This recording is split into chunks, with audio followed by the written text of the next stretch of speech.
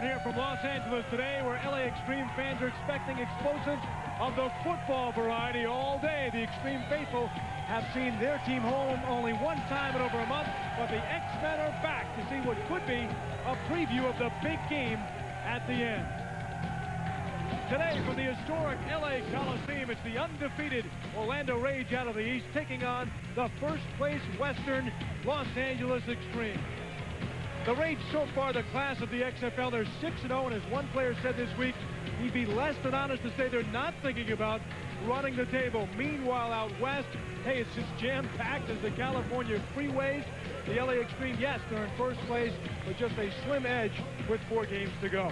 You get us going today. Let's go to the field for the mad scramble. All right, gentlemen, are you ready? Here's what we're going to do now. I'm going to tell you to take your marks. When you're set, I'm going to blow the whistle, and you go down and scramble. You ready to scramble? Take your mark.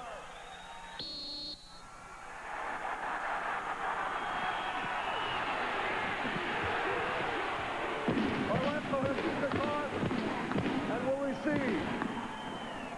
LA will kick away from the Jumbotron. So Scott Cloman comes up with it for Orlando, and they will receive. Hello again, everybody. Welcome to the XFL on the National Network. I'm Craig Minervini, as always, with Bob Golick. Great matchup, perhaps the best of the XFL so far this year. Bob, you got the LA Extreme playing well now in first in the West. And you've got the best story, and everybody around the league outside of Orlando is saying, stop the streak, stop the streak. The 6-0 Orlando Rage. Well, as much as they're trying to downplay that, Jeff Brohm is the guy at quarterback for the Rage that has really kept it going. Why is he doing it? Well, one reason is he's a pretty darn good quarterback. The other reason, he's got 3 good running backs that they use in rotation. There's actually a very, which really makes it... And that guy's not one of them, by the way. That's right. He's not one of the running backs. Makes it dual-dimensional, so it works out very well. And I'll tell you what, it gives a good balance. As you look at the LA Extreme, they've got a couple of weapons, too. And certainly the leader of their team, the fiery guy for the Extreme, and that is Tommy Maddox, their quarterback. Right. Tommy Maddox is the guy that is playing so well. He's kind of a field general for these guys. He gets out there. He's not afraid to yell at his own teammates, his coaches, his kickers. But the good thing is that as good as they are when he's been a one-dimensional guy, they seem to find themselves a little bit of a running attack last week. Well, it took them 6 weeks, but all of a sudden they found a guy in their very own backyard, and Saladin McCullough, who had 2 touchdowns last week on the ground for this team. What a new weapon for LA. No doubt about it. Anytime you have an offense who knows how to run things and get things going, and you give him a little bit of a running attack, even a little bit, to take some of the pressure off him, man, that can open up an offense even more. So Orlando will receive on a gorgeous day. It's 68 degrees and beautifully sunny in Southern California. They have not had a sunny home game this year. Both 2 games they've played have been wet. Jose Cortez, one of the better kickers after a sluggish start in the XFL. Brian Shea will be back to run it back, the all-time leading rusher in college football history, number 20. Not tall at 5'8", but he can fly, and he's got a heck of a heart. Without a doubt, and it's going to be very emotional right from the start of this game, because both these teams feel they've got the best team out there.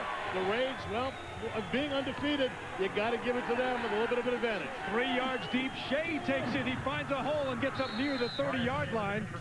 To start it off, Eric Johnson made the stop, and we're underway from LA. Again, these are 2 teams, Bob, that have not seen one another. They train on different sides of the country this year, and really a good test for both of these teams today. Have to take a look at them today, and we'll see what kind of attack.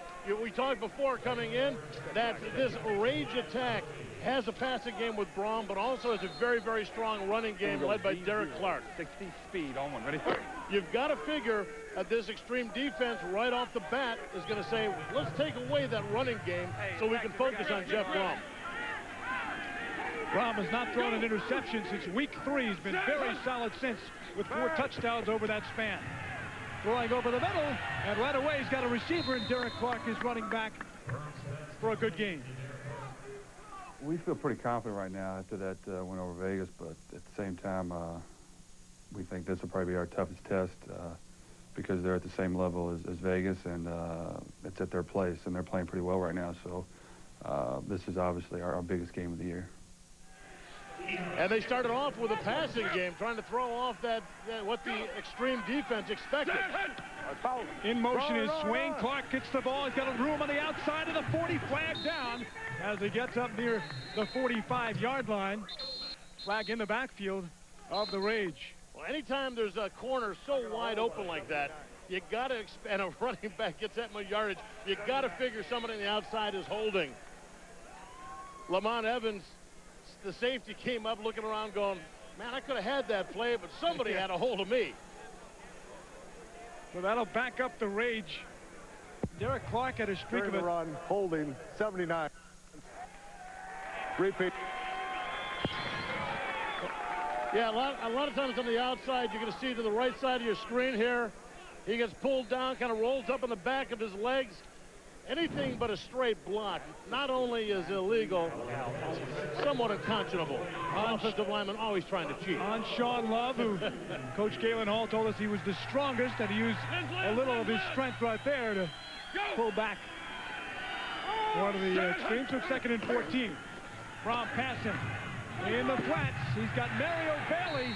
And Bailey well covered in the play by Ricky Parker, who's moved up to the cornerback spot, playing well for them. And there you see Galen Hall, head coach for the Orlando Rage. We talked to him quite extensively. Talked a little bit, kind of laid back, you know, not too excited. Didn't get you ready to put the uniform on again? You know, he did not convince me to do it. In fact, he never even asked me to do it. So what does that say for me? Smart man. Galen Hall, who lived in Orlando since coaching in the World League since 1990, former Gators coach, and he's done very well in NFL Europe. Big 3rd down and 7 here early on for the Rage, trying to get some momentum against the extreme on enemy turf.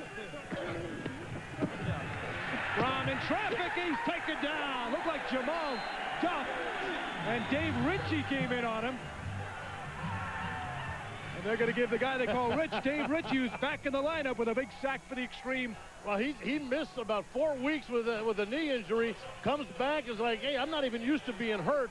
He is back in playing. Really different, kind of not what we expected. 3 wide receiver sets, 4 wide receiver sets starting off for the Rage. Jay Chandler punting, taken by Damon Gibson, finds a room. He's at the 50, look out! The kicker to beat. And he knocks him out at the 19-yard line. And Bob, I'm a bit surprised Gibson did not cut back left. I think he could have beat the kicker easily for the touchdown. Possibly could have beat it. Punt 46-yard with a return of 50. A net -4. That was a math minor at Notre Dame. Watch this.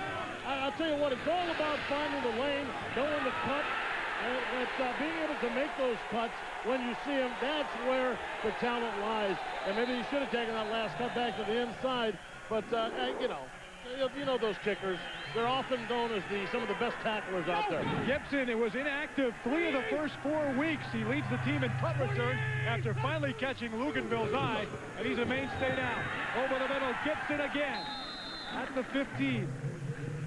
The 5'9", 184-pound wideout out of Iowa makes the grab. Well, 5'9", that size, you don't want to be sitting in the middle with Patrice Alexander, 6'1", 250. Rose on one, right?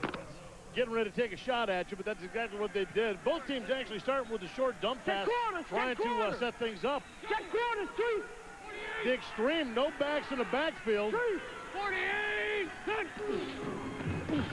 Maddox has some time, plenty of time. He may take off. Still looking for a receiver. May have cost him a couple of yards rushing by doing that, but he picked up a couple before Corey Gilliard knocked him out, a gain of 4. I'll tell you what, great coverage by the Rage, especially down here in deep. Makes it a little bit easier in coverage when you've got some limited range to let your receivers go downfield. All the receivers went out. There wasn't really anybody else. Looked like he had a chance, Bob, to run early and pick up some yardage, but he was trying to buy time and bait the quarterback to get the receiver. It's exactly right. He's trying to bait the quarterback. Still got a gainer. Saladin McCullough, here he is. The guy who had a tough period growing up nearby in Pasadena, always wanted to play here for the Trojans. Kick it. He's going to be a little bit short of that first down. You'd hear him say they're going to kick the ball. Hey, in a game like this, could come down to just a point here, point there. You might as well be the first one to draw blood. It's been almost a guarantee with Cortez, who missed 3 of his first 5, but since has hit 10 of his last 11 field goals. He's got the best percentage overall, 75% this year. This one spotted about a 29-yarder chip shot for Jose Cortez. Decides to go with the boot, and he's got it.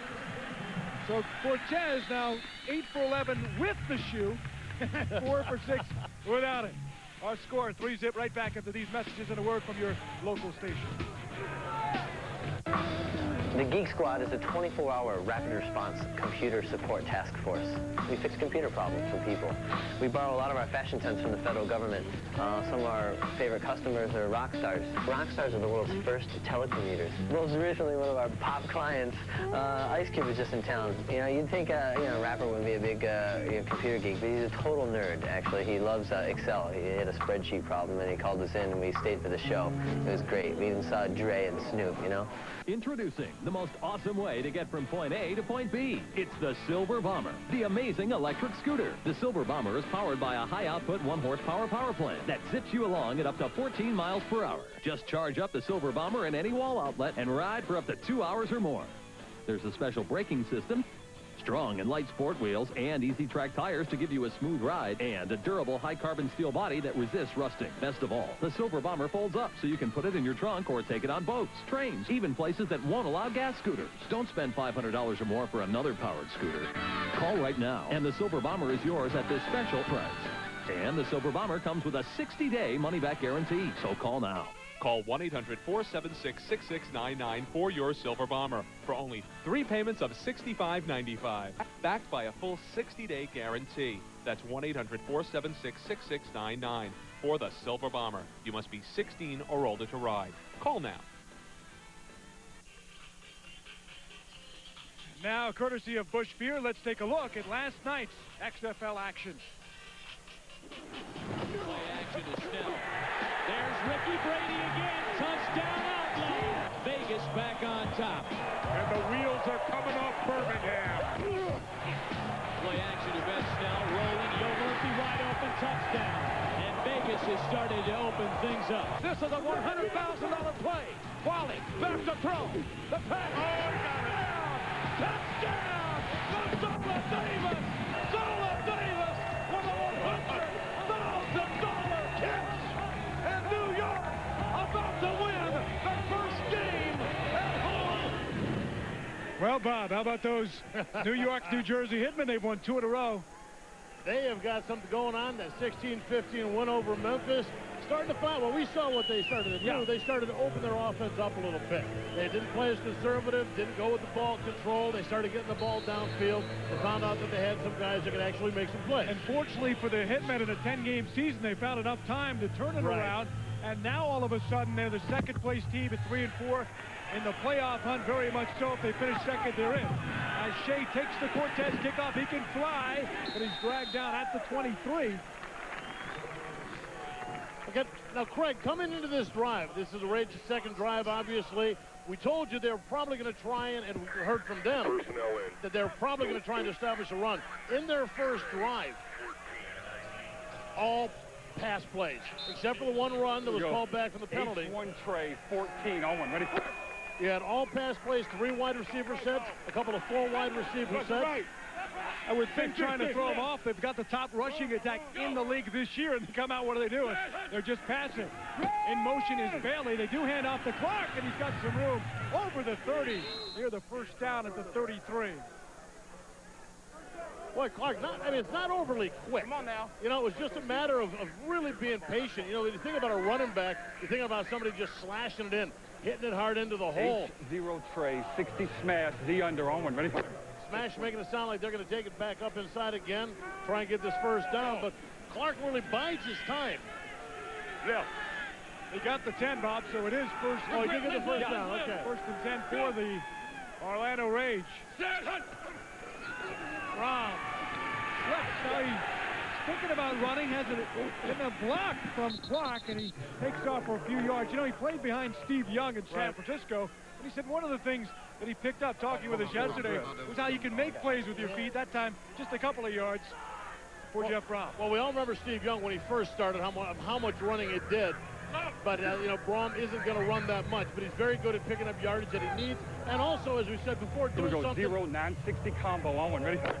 being able to tease that defense where maybe the corner or the safety will come up on a coverage and open up one of his receivers.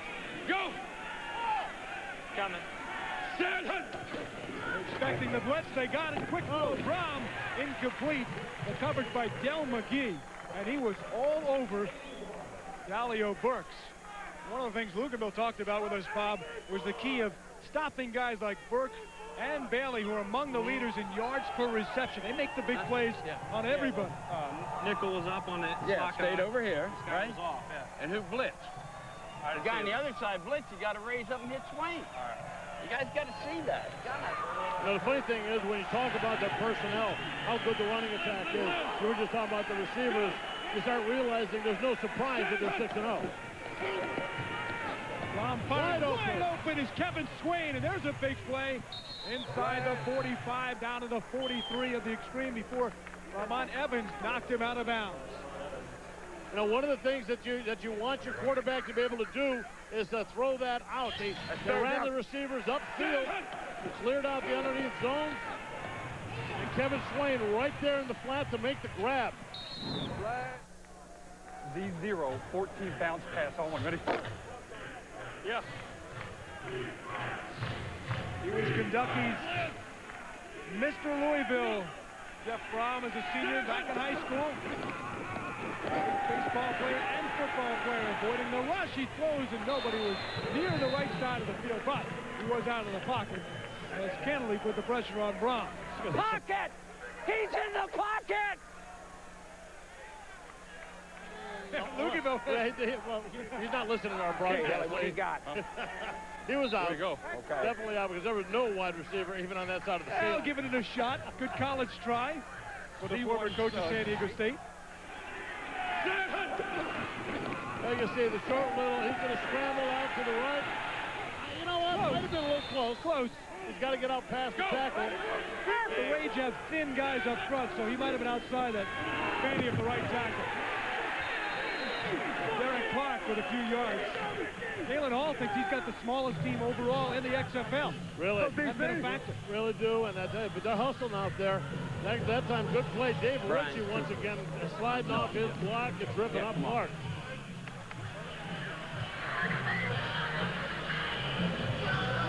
Zero, 60 war hooks on one. Ready? Check back. You know, their center's only 290 and the right tackle's only 305. So, you know how coach tries to sell you sometimes. Brohm's passing again. Fires a strike off the hands of Burke. They were looking for the call, and again it was Ricky Parker, Del McGee on the coverage. Good coverage here, Bob. Tell you what, whenever there's a problem with covering the pass, they always talk about too much cushion. Here, these guys are not giving up the cushion. McGee right on his guy, right there, not only make the play on the receiver, make the play on the ball also. Jay Taylor back to punt on the 4th and 10. He rolls one to Damon Gibson. Lick out, he's got it at the 10. This time he's forced out of bounds on the play by Jimmy Clements. A return of 7 yards. Our score here in Los Angeles is the LA 3 and Orlando nothing. As we pause for a timeout, we'll take this look at Rage quarterback Jeff Brohm, a great example of the U.S. Army's victories in life. Shante Carver came in and just swinged his clock. He's still down. Is this or is this not the XFL? And the answer to that is yes. Do I or do I not have a pulse? And yes, I do, so let's go play football. Amazingly, he'll start tonight after a punishing shot that knocked him out. You know, a lot of people can play when they're healthy, but can you play when you're banged up and injured? And, you know, that's the real question when it comes to quarterback is going out there playing under fire when maybe you're not feeling the way you want to and still getting the job done.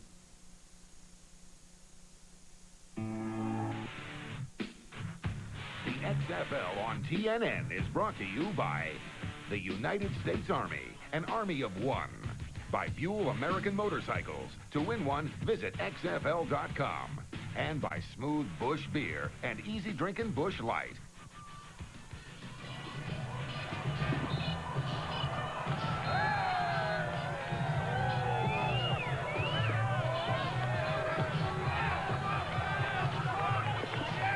Back in Los Angeles, The Extreme cheerleaders entertaining the crowd here at the historic Coliseum, home of 2 Olympiads. Built back in 1923. Here's Saladin McCullough, and he finds a hole to get it up to the 20. Here's a guy, Bob, inactive for 4 of his first 5 games. And he became the first Extreme player to go over the 100-yard mark last week. 2 touchdowns. They had a rushing touchdown by a running back since week 2. So yeah, and I tell you what, like we said, 142 X go on one. So takes the pressure off of Tommy Maddox. And, you know, there's 2 ways of looking at it, though. Is this just a guy who was waiting to explode? Or is it a guy who just had a lucky day? Obviously, the Extreme hoping for the former. Well known in these circles down here. Everybody wondered what happened to Saladin. Bombs away, Maddox. Incomplete. Rochelle was looking to find the ball, but he was well covered by Reggie Doster on the play. Incomplete.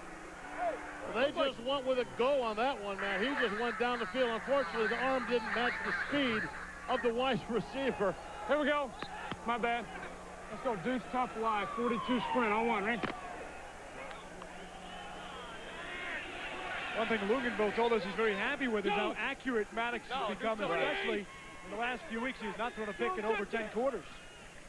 48! In motion is Jermaine Copeland with the handoff is McCullough again.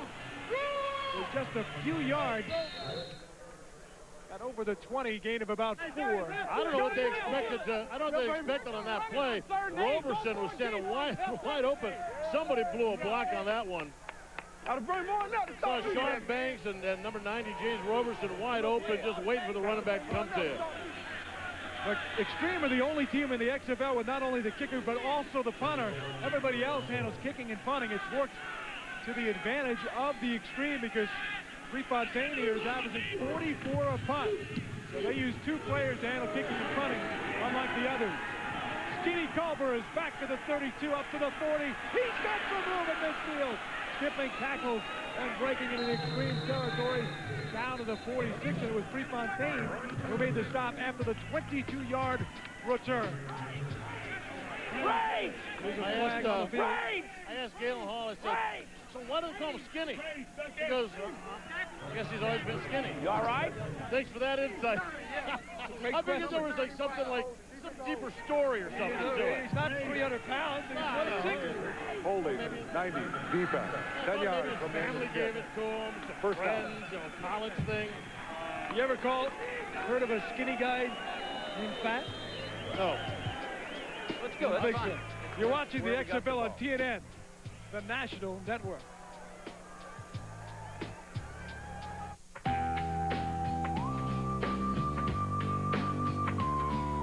Policeman, fireman, the mayor of my town. The dude's hanging off of the paper truck. Mr. Chang, down at the local deli, sells me morning coffee, wishes me good luck. This is for the people in my neighborhood. They help me through the day and make me feel good. This spot's for you. And you and you and you. This spot's for you. Yo, it's the XFL that keeps the shut down. They got you loving the sound. That mean you ride to a home run, to walk the asphalt, to pull in the pain, to make a narrow escape, truly electrified. Keep your eyes on the prize.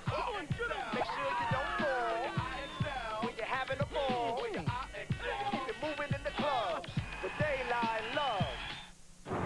You think football is fun? Yes, no. Not anymore, though, is it? Zero fun, sir. We will be perfect in every aspect of the game. Remember the Titans. We are team. Available to own on video and Disney DVD Tuesday, March 20. So how are we getting home? Good question. Hop on in, guys. File this under never. When you need a ride, save big bucks and dial 1-800-CALLATT for collect calls. The weekend warrior. He doesn't play for money. He doesn't play for glory. He plays for the love of the game. No, we don't. We do it for them. If it's a legal procedure you want, score with Stacker 2, the world's strongest fat burner. Stacker 2 can help burn fat offsides, build a tight end, get your backfield in motion, and give you the energy needed for the sack. Stacker 2, voted this year's most valuable fat burner. Extreme linebacker Sean Stuckey, who last week stuck it to the quarterback of the Bolts, Casey Weldon, knocking him out on a clean hit for the remainder of the season. We talked with Sean about it. It was a blitz call, and we were trying to do something, anything to stop Casey Weldon. You know, he was on fire at that point. So we called the blitz, and I was lined up on a slot receiver, and he didn't see me lined up there. And as soon as the ball came off the line, I went. And normally, when you go on a blitz like that, a quarterback could see you after the first 2 or 3 steps. But he had his back to me, and he was rolling away. And so I was able to come in and get a good hit on him. Really, I wasn't trying to hit him hard. I was trying to knock the ball out. But it was just the position that he was in and the speed that I was coming that hurt him. Well, Weldon's taken a lot of hits over the course of the year, holding on to that job. One of the tough guys out there. At, Jeff Brohm also knowing that he's taken a couple of hits. You know, this Rage offense usually scripting its first 10 plays. Today, 3 runs, only 7 passes. Swain was in motion, and Brohm looked for him all the way there and tried to get him back after the long route, and he could not hook up with him for the gain of about 20, so it's second down. Vince! You getting out?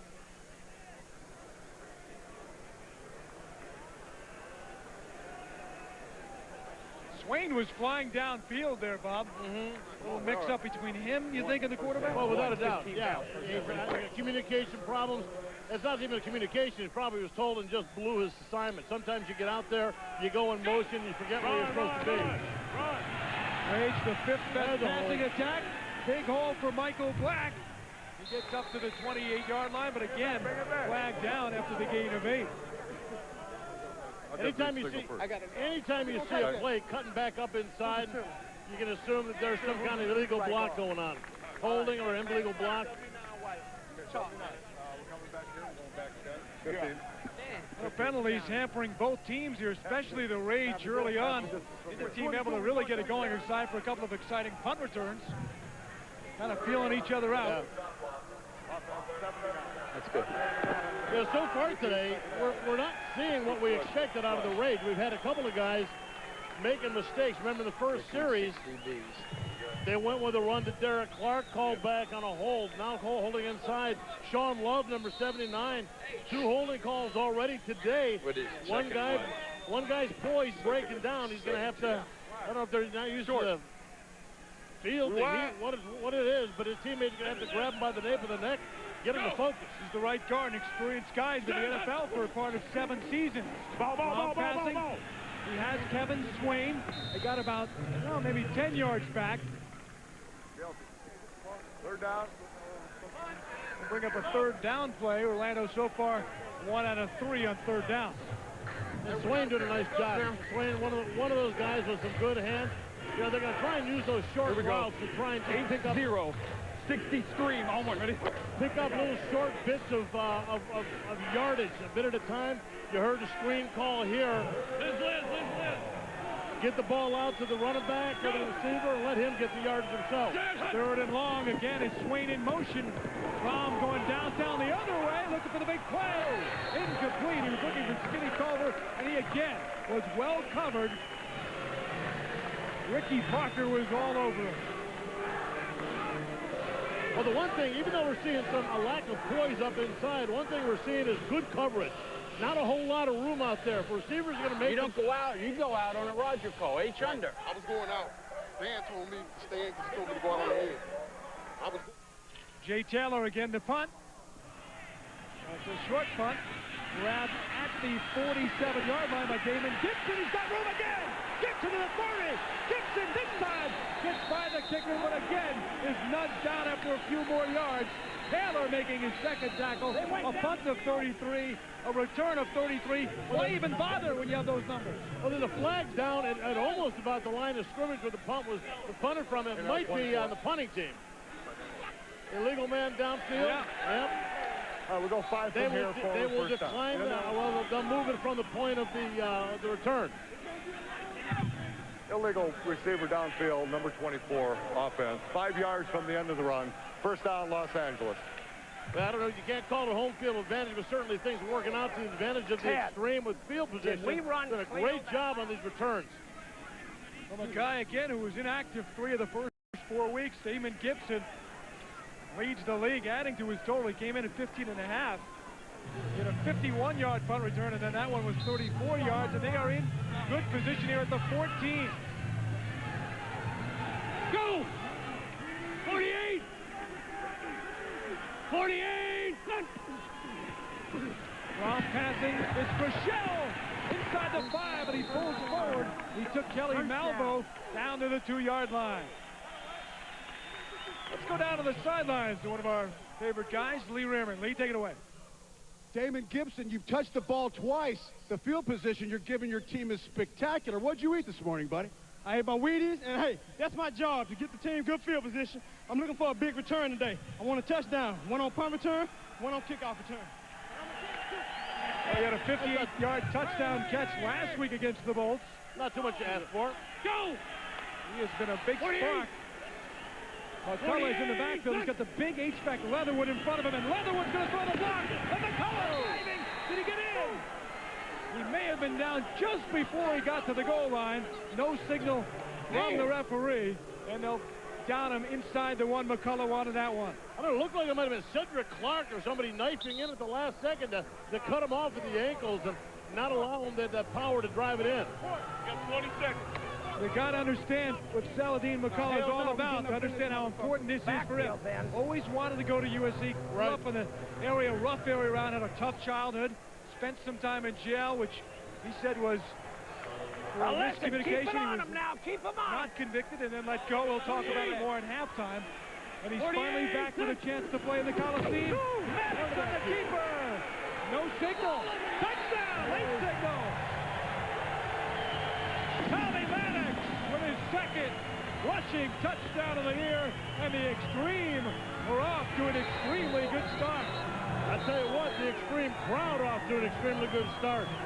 They brought him out today on a nice hot day in Los Angeles, and they are definitely picking up the excitement of this Los Angeles Extreme football team. We do have the flag down, though. Ref's talking about it.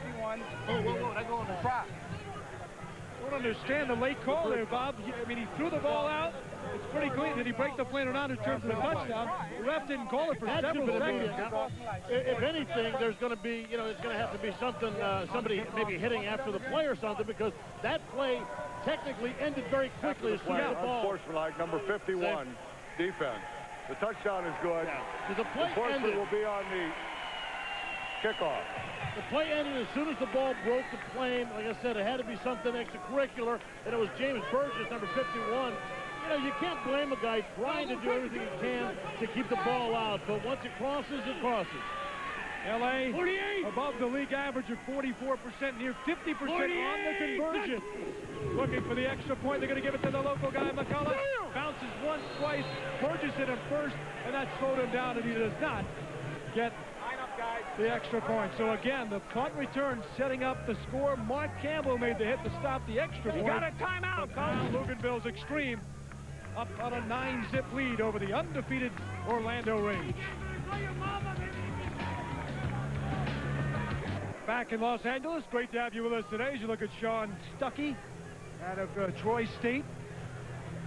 The linebackers not big on LA. Now Luganville says they're 4 good players. Would not call them outstanding. They work well together as a unit. So far, been a great start for the Extreme, trying to hand the Orlando Rage their first loss of the XFL campaign. Shea again, this time 5 yards deep.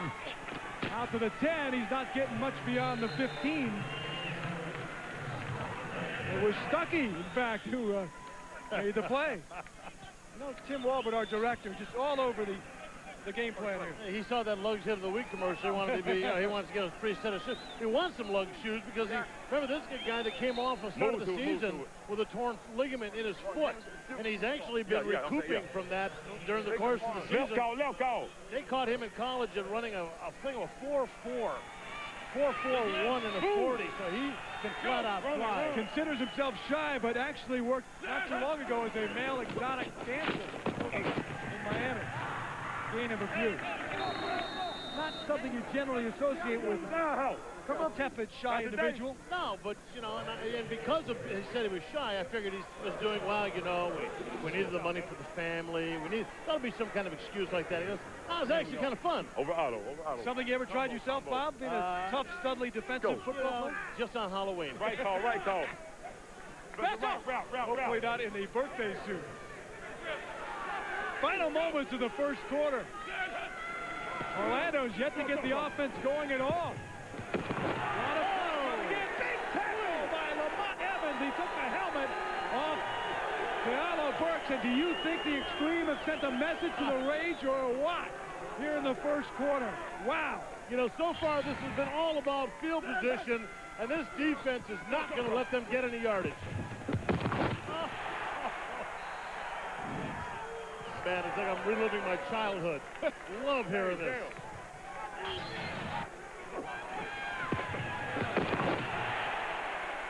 A bone crusher by Lamont Evans.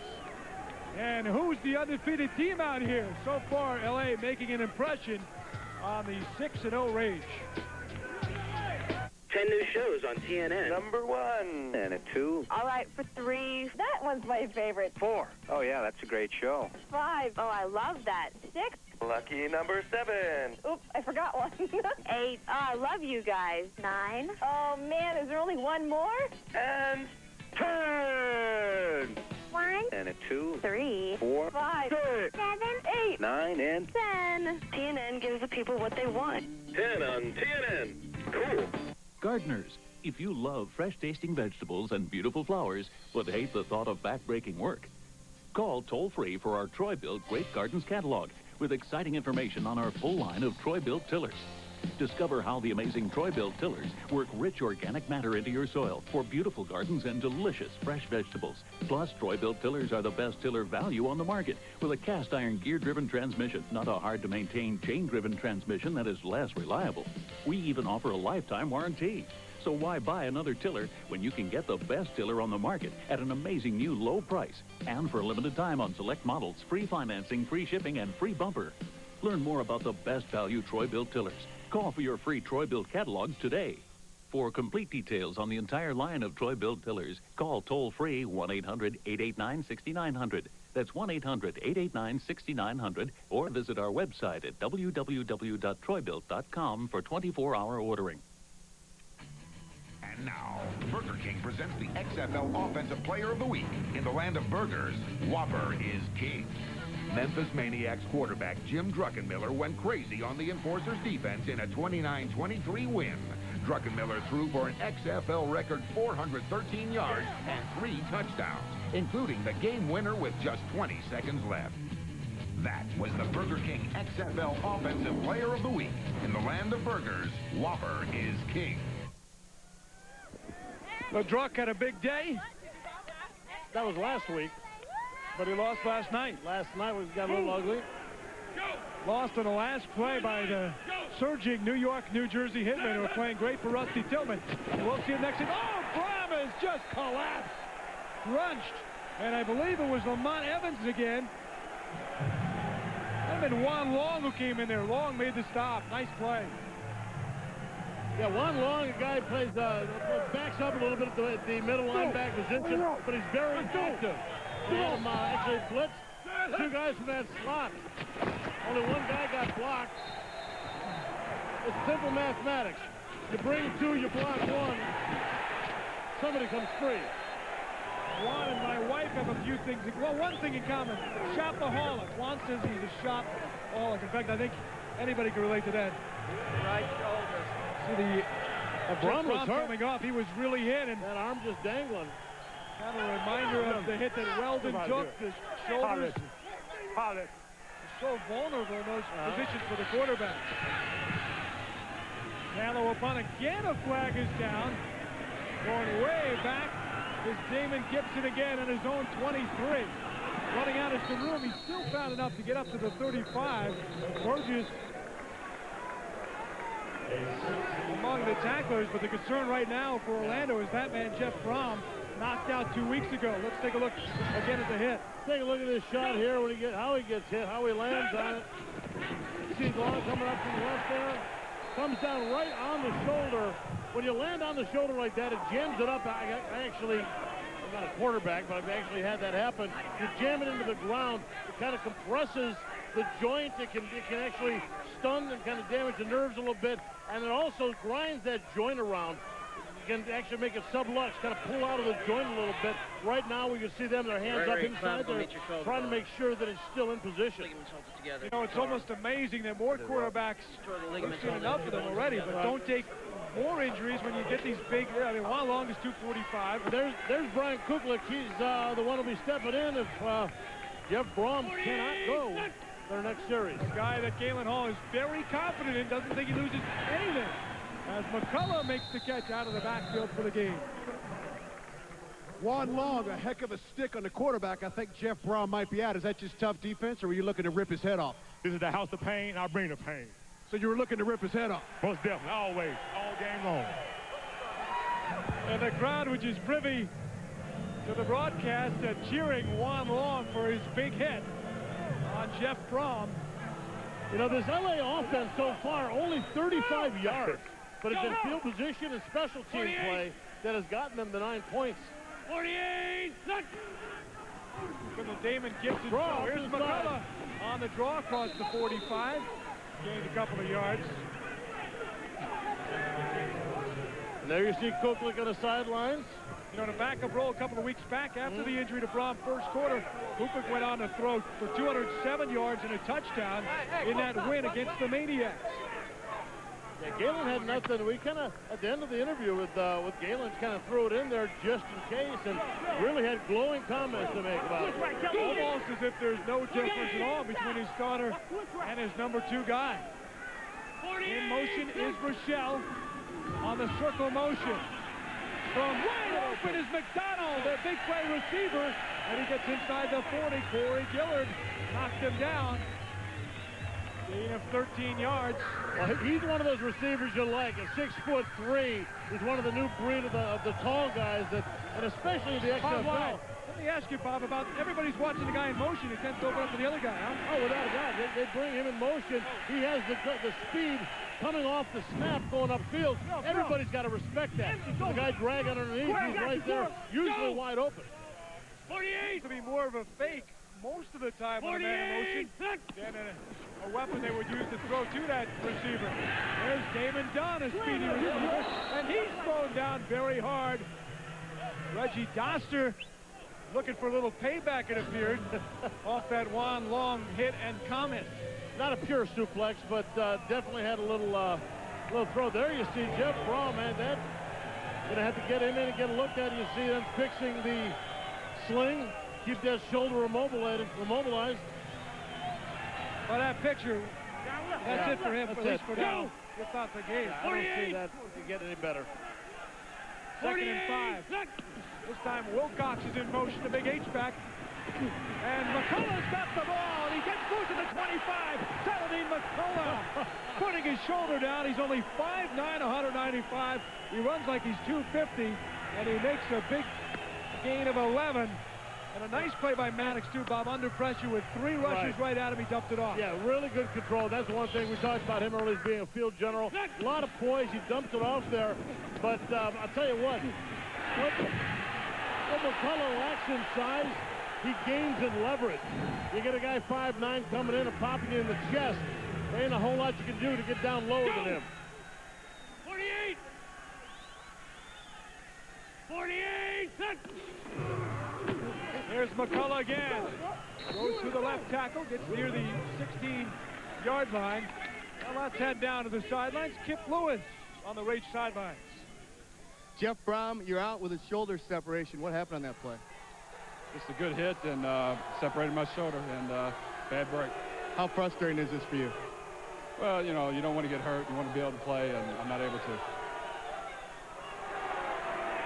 Probably going to be it for him. If they got him out of his pads and wrapped up like that, it's going to be a matter of the muscles start to tighten up, everything starts to swell.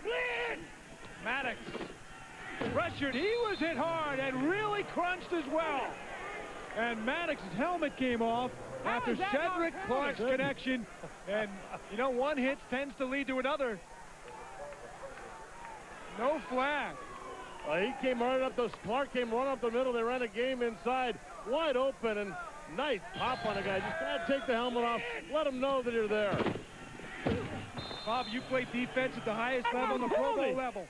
What kind of feeling you're a defensive player when you see the other team's defense knock out your quarterback?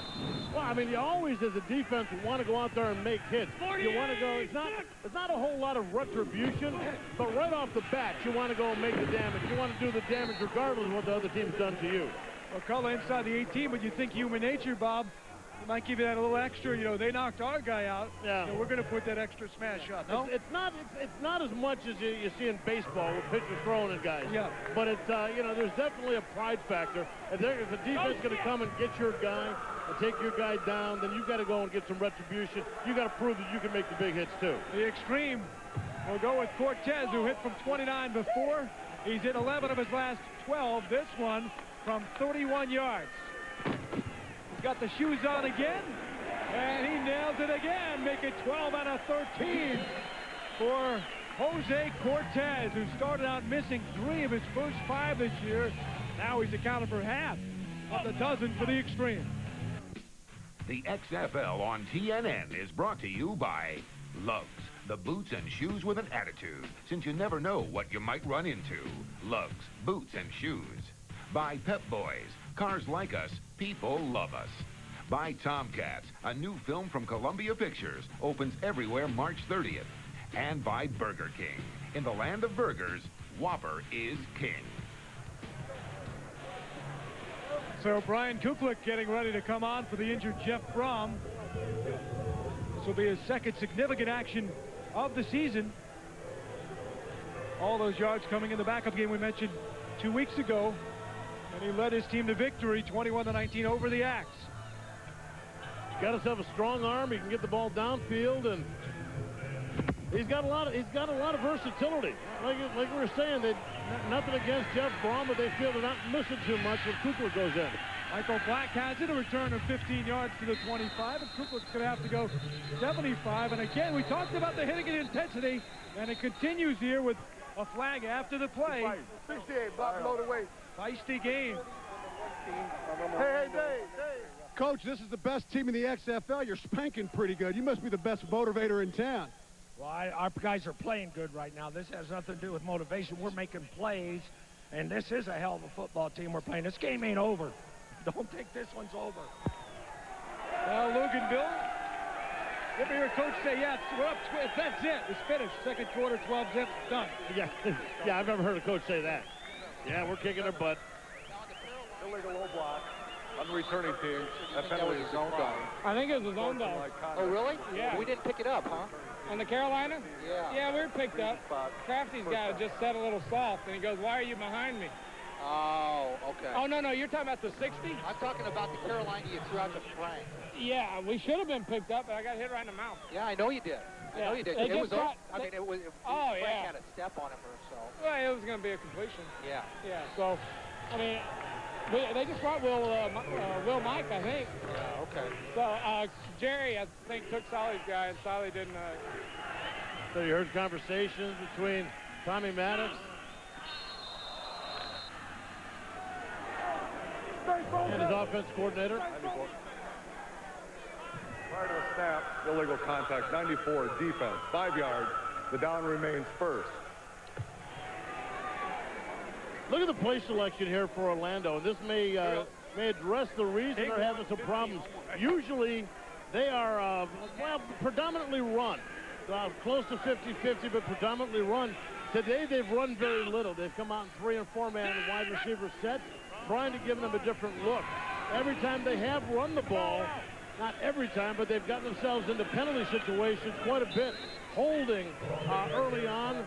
Sean Love was guilty a couple of times with Derek Clark kicking him some yardage. So they've really changed their game plan, the Rage have, in trying to throw a monkey wrench probably into the Extreme's defensive game plan. But what they've done is actually thrown a monkey wrench into their own game plan. No surprise that Galen Hall likes to run it down your throat. But last week they had trouble running against Vegas. It was the first time they did not get 100 yards on the ground.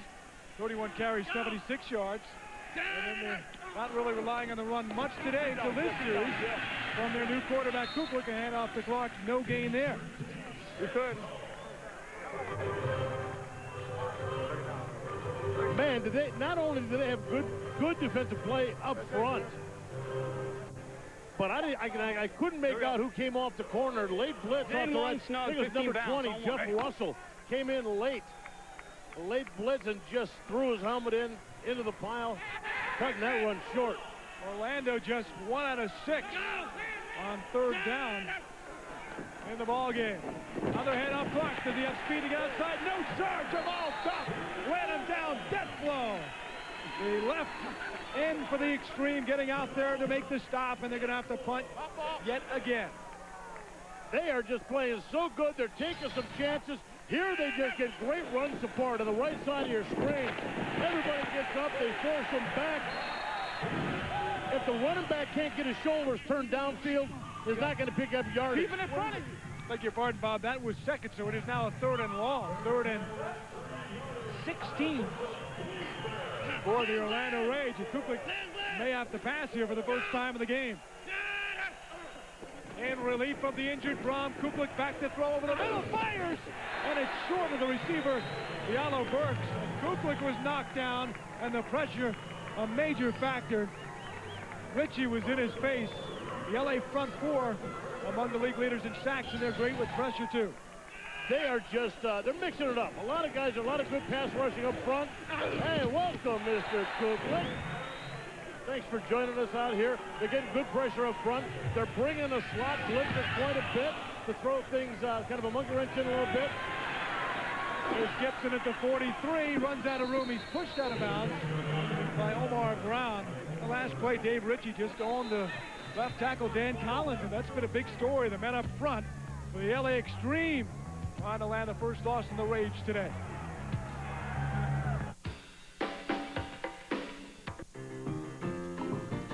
Hi, my name's Kim, and I'm from Orange County, and I'm a massage therapist.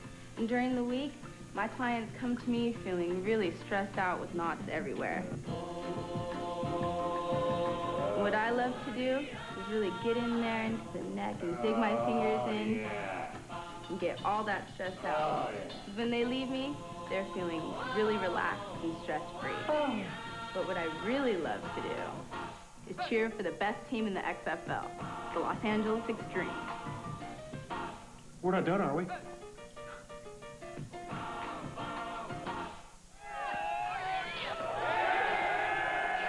And I want to know, I want to know how Lee gets jobs like that. Our own Lee Rarman getting involved. Oh, there he is. Hey, Lee. Lee, how was that massage, Lee? Oh, it's great, but it's not done yet. We're just getting warmed up. Yeah, I've seen your act in Orlando, Lee. You're finished. We've all caught that act. Well, ditched by almost every head coach in the league. I guess he deserves a little pampering. David Gibson's been a man again for the Extreme. He's wide open at the 30, all the way down near the 20-yard line. Kelly Malvo took him down, and the fear from Luganville was the Orlando offense, but it turned out to be the other way around today at the Coliseum, gain of 26. You know what the beauty of this play was? 3 guys set left. Quick throw the receiver. The other 2 receivers get blocked. They don't go for those little wimpy receiver blocks. They went out and blocked their man and left him all by himself to pick up the yardage, to beat 1 man and pick up that 26 yards. Great job. 48. Gibson. Big numbers today. He's got it again. And look at his speed as he turns the corner. Gets to the 17. You know, last week, Bob, the Extreme scored touchdowns on 3 of their first drives against Birmingham. And here today, they've scored on 3 of their first 4 against the alleged best team in the XFL, the Orlando Rage. And you got to say, too, Let's go this is all been about special teams early on, but you're also seeing that they're playing great. This is probably the most complete game we've seen this LA team play. Go! This time it's McCullough in the backfield. He's dragged down. Solid defensive play by Sean Banks, who came up from his linebacker position. Flag is on the play. I got to get him on the blitz, fellas. What happened? I don't know yet. What happened over here? Those flags came out late and came from the defensive backfield. You got 12 people. Okay, previous spot will go half the distance, right? Previous spot. We had 11. Okay.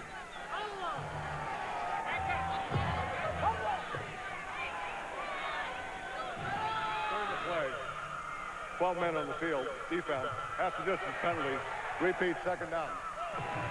Well, that's one way to stop an offense. If you're having trouble stopping a drive, throw an extra guy in there once in a while. Unless, of course, the ref catches you. There you see Sean Banks came up and made that last play. Love to give him all the credit for coming up and make that play. Orlando right now really killing themselves with penalties. 8 so far for a total of 76 yards. LA just 1 penalty for 5 yards. That's been an offensive weapon.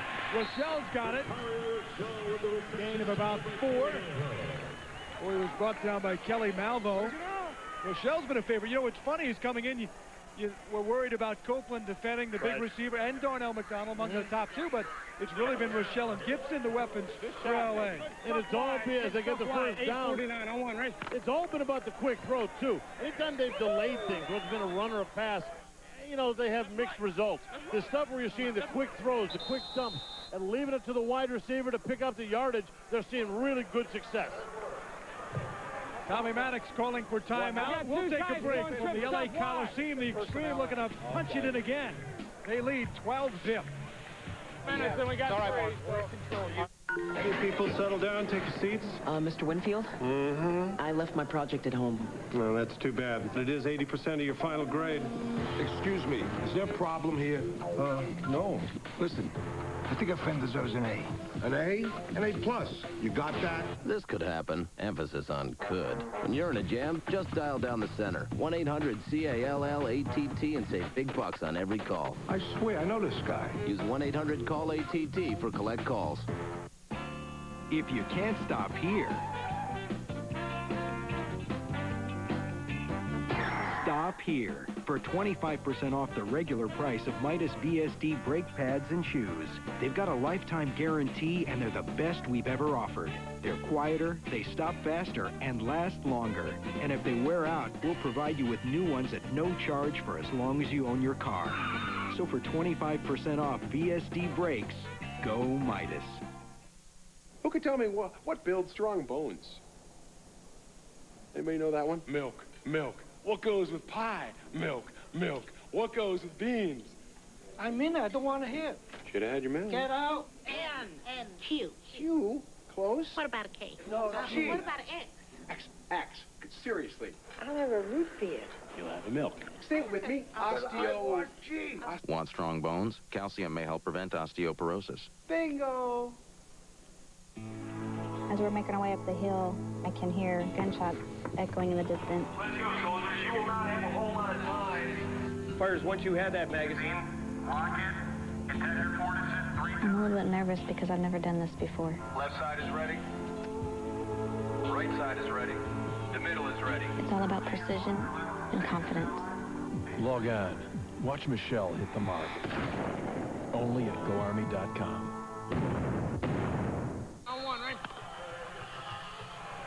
Nice house on hand at the LA Coliseum, watching their Extreme trying to punch it in again, making Orlando look like a very average team here today. 48! Copeland's in motion, running to the left. Play action, he'll throw right. Nice play selection, looking for Leatherwood, but it's incomplete. And give Sean Banks some credit, the linebacker did a pretty good job sticking with Leatherwood, although everything was going the other way with a man in motion in the play action. Well, the good thing for Sean Banks is that Frank Leatherwood is not one of those little scat backs. 260 pounds. He's somebody he definitely is not mismatched with. Go! 48! 3 wide receivers set up. 48! Bunch together. Blitzing Maddox throws a quick fade pattern. McDonald got a hand on it. Doster on the coverage, but it was the rush and blitz of Orlando that forced Maddox's hand in the play. Yeah, good coverage. The throw was off a little bit. Bruin Storm. Bruin Storm. Same thing.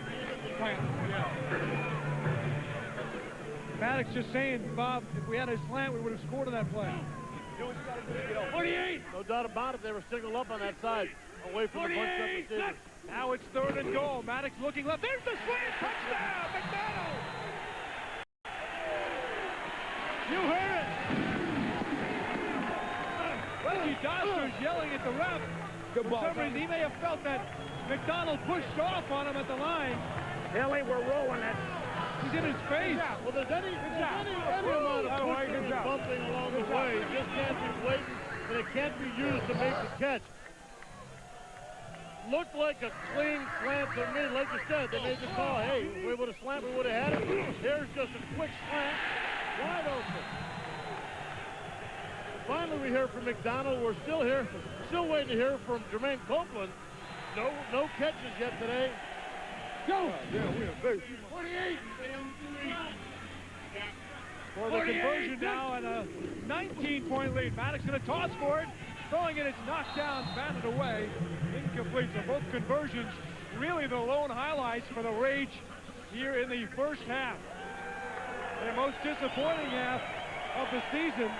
Every goal line 18 zip.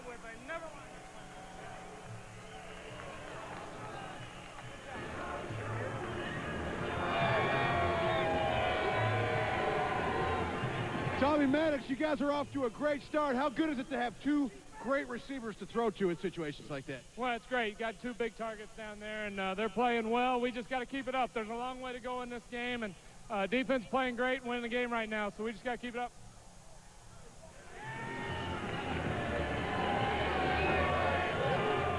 Looking like a true winning quarterback. Oh, look at that artistry right there. The fans of Los Angeles and certainly enjoying the XFL experience in person. And LA with good shape here as you look at the rest of the season, playing 3 today. Their 3rd of their final 4 games all at home. They took 4 of their first 6 on the road. Impressive 4-2, and if they could come out today, there's still a long way to go. But if they can win this one at 5-2, they get 2 of their final 3 right here. It's very interesting to see what the mindset of the Rage is right now as they're down by a boatload.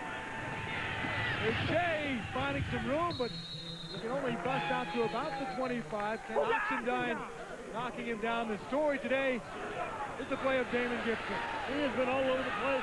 Started off today, we saw him as a returner, picking up the big yards and actually putting together the first 9 points of the game by giving them great field position. Later on, though, they give him the ball as a receiver, quick dump to him, let him do the work, let him make the moves, and let him make the defense miss. He has been all over the place. He's been the key for this extreme offense today. Good game last week. The thought was, can he continue it? Inactive 3 of the first 4. Yes, he can. Well, 150 combined yards today. As a defense, when you're faced with good receivers, for instance, coming in, we knew one Trey, 960, 212 YMAC on one. Hey. We knew that there are good receivers like Jermaine Copeland, like Darnell McDonald, guys like that. When you expect to play against them, the other guys sometimes get overlooked. Roger. Now, what if Orlando's going to start to open it up? Bailey in motion. Bailey gets the toss, skips by a tackler, dives to the 20. Good recovery by Ron Carpenter, the free safety, making his first start of the year for Al Luganville. That was a sweet move by him. Getting up, it's like those drills they used to have us do in summer. It was like 110 degrees, up, down, all those up, downs we had to do all the time. 960. That's why, huh? He makes it, that's why. You never stay on the ground in football. You hit the ground, you get back up, you got a second shot at it. He brought down a slippery guy in the speedy Mario Bailey. Cooklick trying to find some mo. He overthrew Skinny Culver.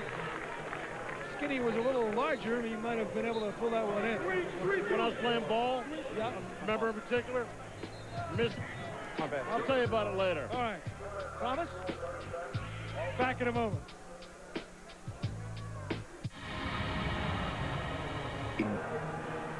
At the 2-minute warning, this was billed by yours truly the best matchup of the year. 2 first-place teams, but so far it's been all LA and blue at home. The blitz on Kuklik. He fires it wide open, Culver, trying to find some room, but the receivers are having trouble getting around the cornerbacks, and Reggie Jordan knocked him out of bounds after a gain of 9. Coach Galen Hall, you lose your starting quarterback. Your quarterbacks are taking a punishment. What do you do to get your offense going? Well, we just got to go out and throw the ball quick. They're playing extremely well on us defensively.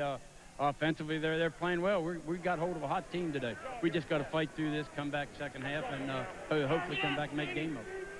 Orlando's used to being down. They've been down in 4 of their 6 victories, 3 of them featuring fourth quarter comebacks, but never down by this many to this good of a team. Skinny Culver at the 35, took extra effort to get beyond the 40. Sonny Parker, Ricky brought him down. The one thing that's just amazing me about these guys, on both sides of the ball, wide receivers not afraid to stick their head in there, not afraid to make a block. Second and short.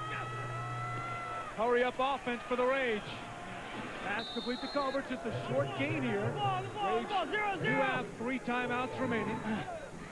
Well, with as much pressure that's coming from this LA defense, combo! both in the front and with blitzes, they're hoping that one of these quick passes will break. If you end up in one-on-one coverages, they're hoping somebody will beat it and they can break it for a long one. Movement firing. Look out! Picked off!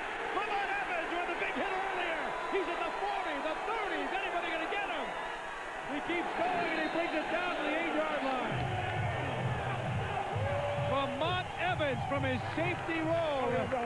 26-year-old out of Columbia, South Carolina, with yet another big defensive play. That couldn't have been played any better by a safety. If you want to know what a safety does, besides coming up and knocking the turnaround of running backs and run games, takes it over, just steps in front of the receiver.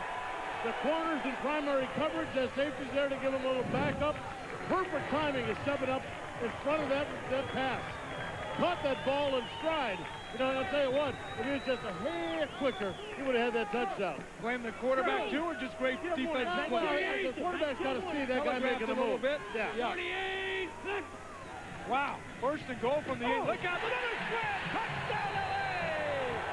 This time again, it's Darnell McDonald from the other side, an 8-yard scoring play, and the Extreme are piling it on here at the Coliseum. Wow.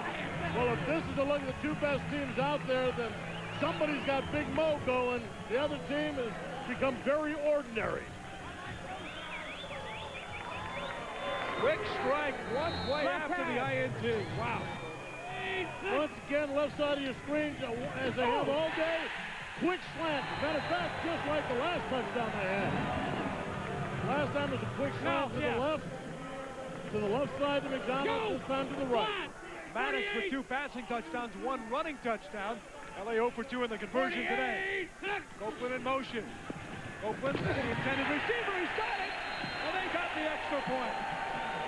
And Jermaine Copeland. We ain't gonna get to the touchdown. They don't get it to the touchdown. 25-0.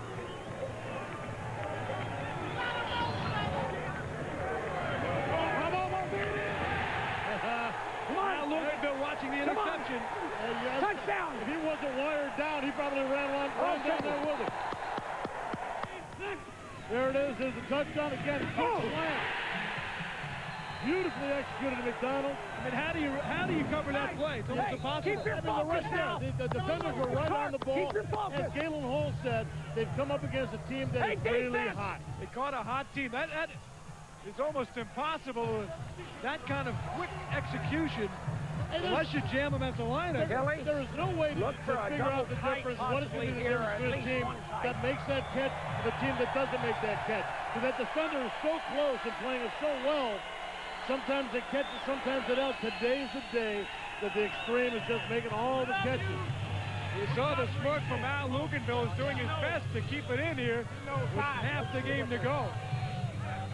But he could not have imagined this kind of start. When I was talking with him yesterday in his office, he just talked so much about the respect for the Orlando Rage and what they've done. And so far, it's been a dominating performance by the Extreme. Say again, hit hard, but bounces off of it, and then taken down by Tinker Keck, who made the stop after the return of 26 yards. What a run back by Brian Shea. He took that about 4 yards deep in the back of the end zone. Ouch. Well, here's a tough one. 0-65. The pressure of coming in undefeated weighs on your shoulder? Big time, because everybody's talking about it. Everybody wants to know about it. And when some team comes at you, and it feels like maybe they're going to break it. Maybe they're going to break the streak. It's almost like a feeling of relief.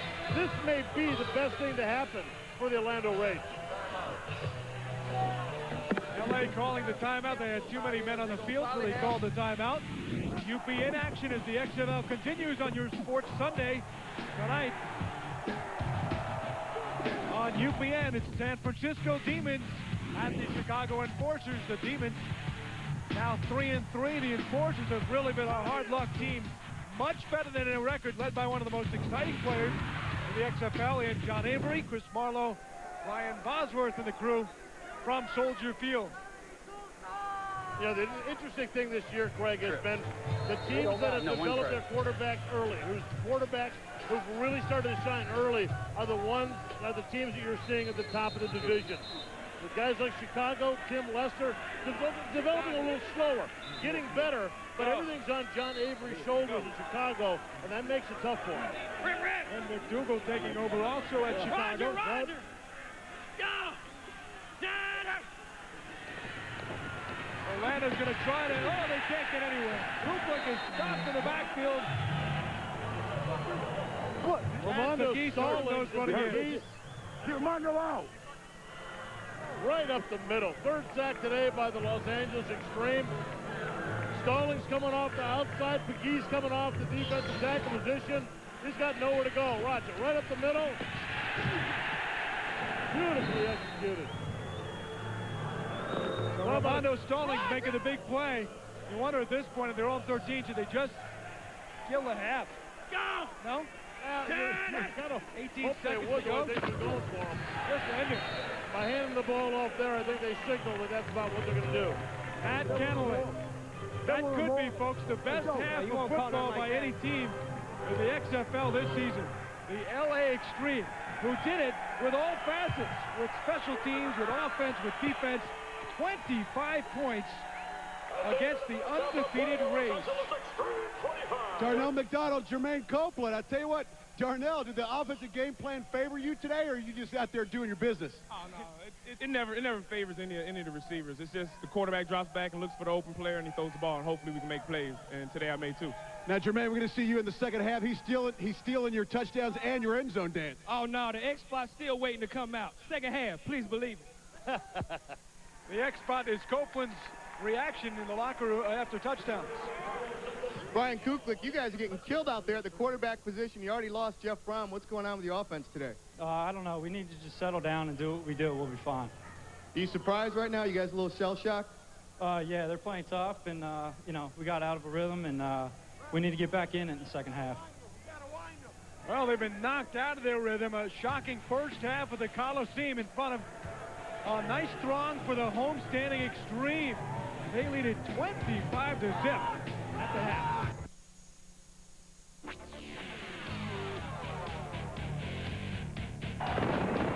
Let's see what they do on third down. They'll try Bostic again. And he fumbled the football. It's picked up by Jamel Williams. There he goes. He's only got Jay Parker to beat. One move, and there goes Jamel Williams. Listen, deuce right, full reach on three. Right. Second and goal. Clement with time once again. He hangs it into the corner. Touchdown, Vegas. Todd Floyd in the corner. Green 85, John. They bring the blitz. Clement gets it off. Eric Slow in the cornerback. There he goes. This game don't show my breakaway speed.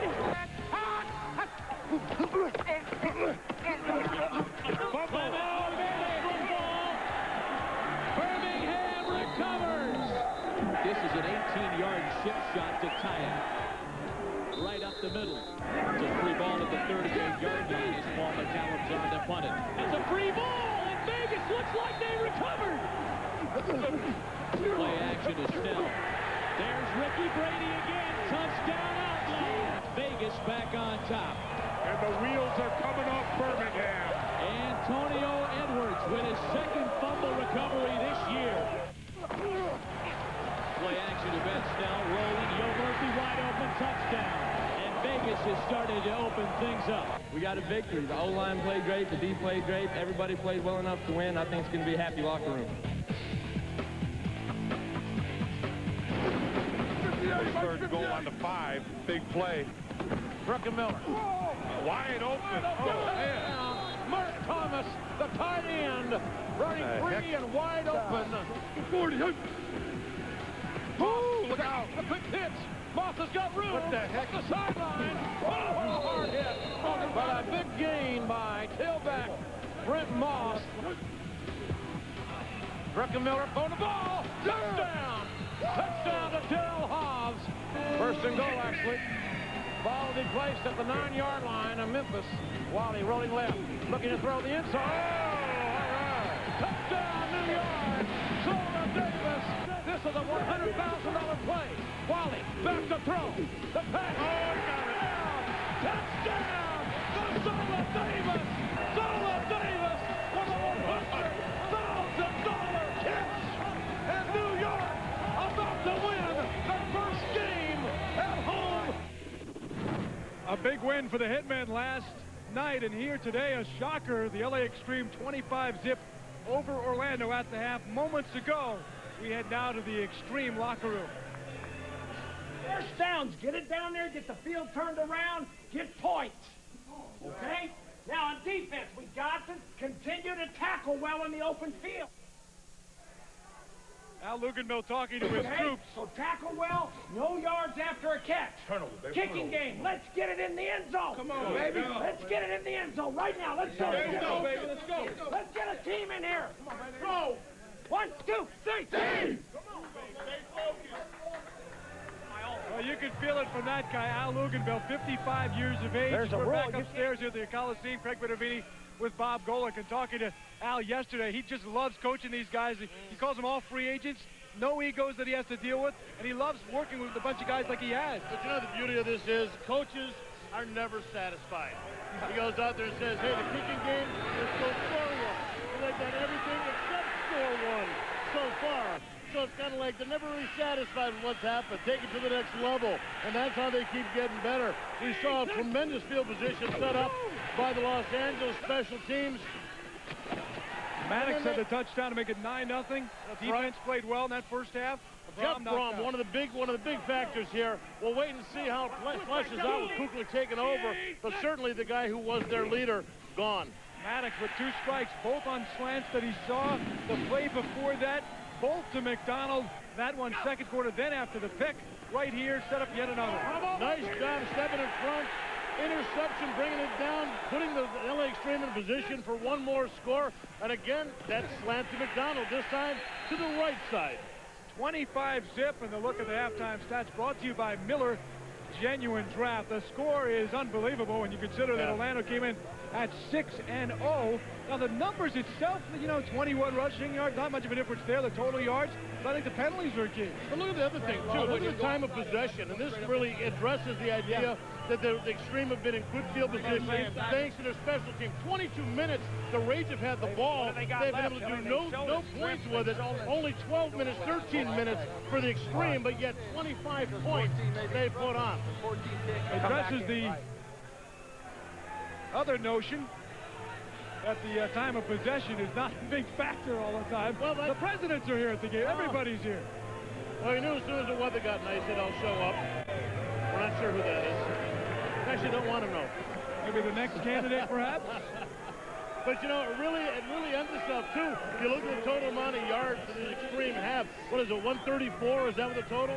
And 25 points. I mean, everything doesn't jive up. This is something where you can look at those stats the next morning and say, man, they must have been in great field position. And yes, their special teams must have done something like they certainly have today. Damon Gibson, he'll show up in your morning paper tomorrow. He's had a huge game, brings it back to the 23 to add insult to injury for the Rage. LA starts off with the ball here and a chance to add to more scoring. And some more big hits.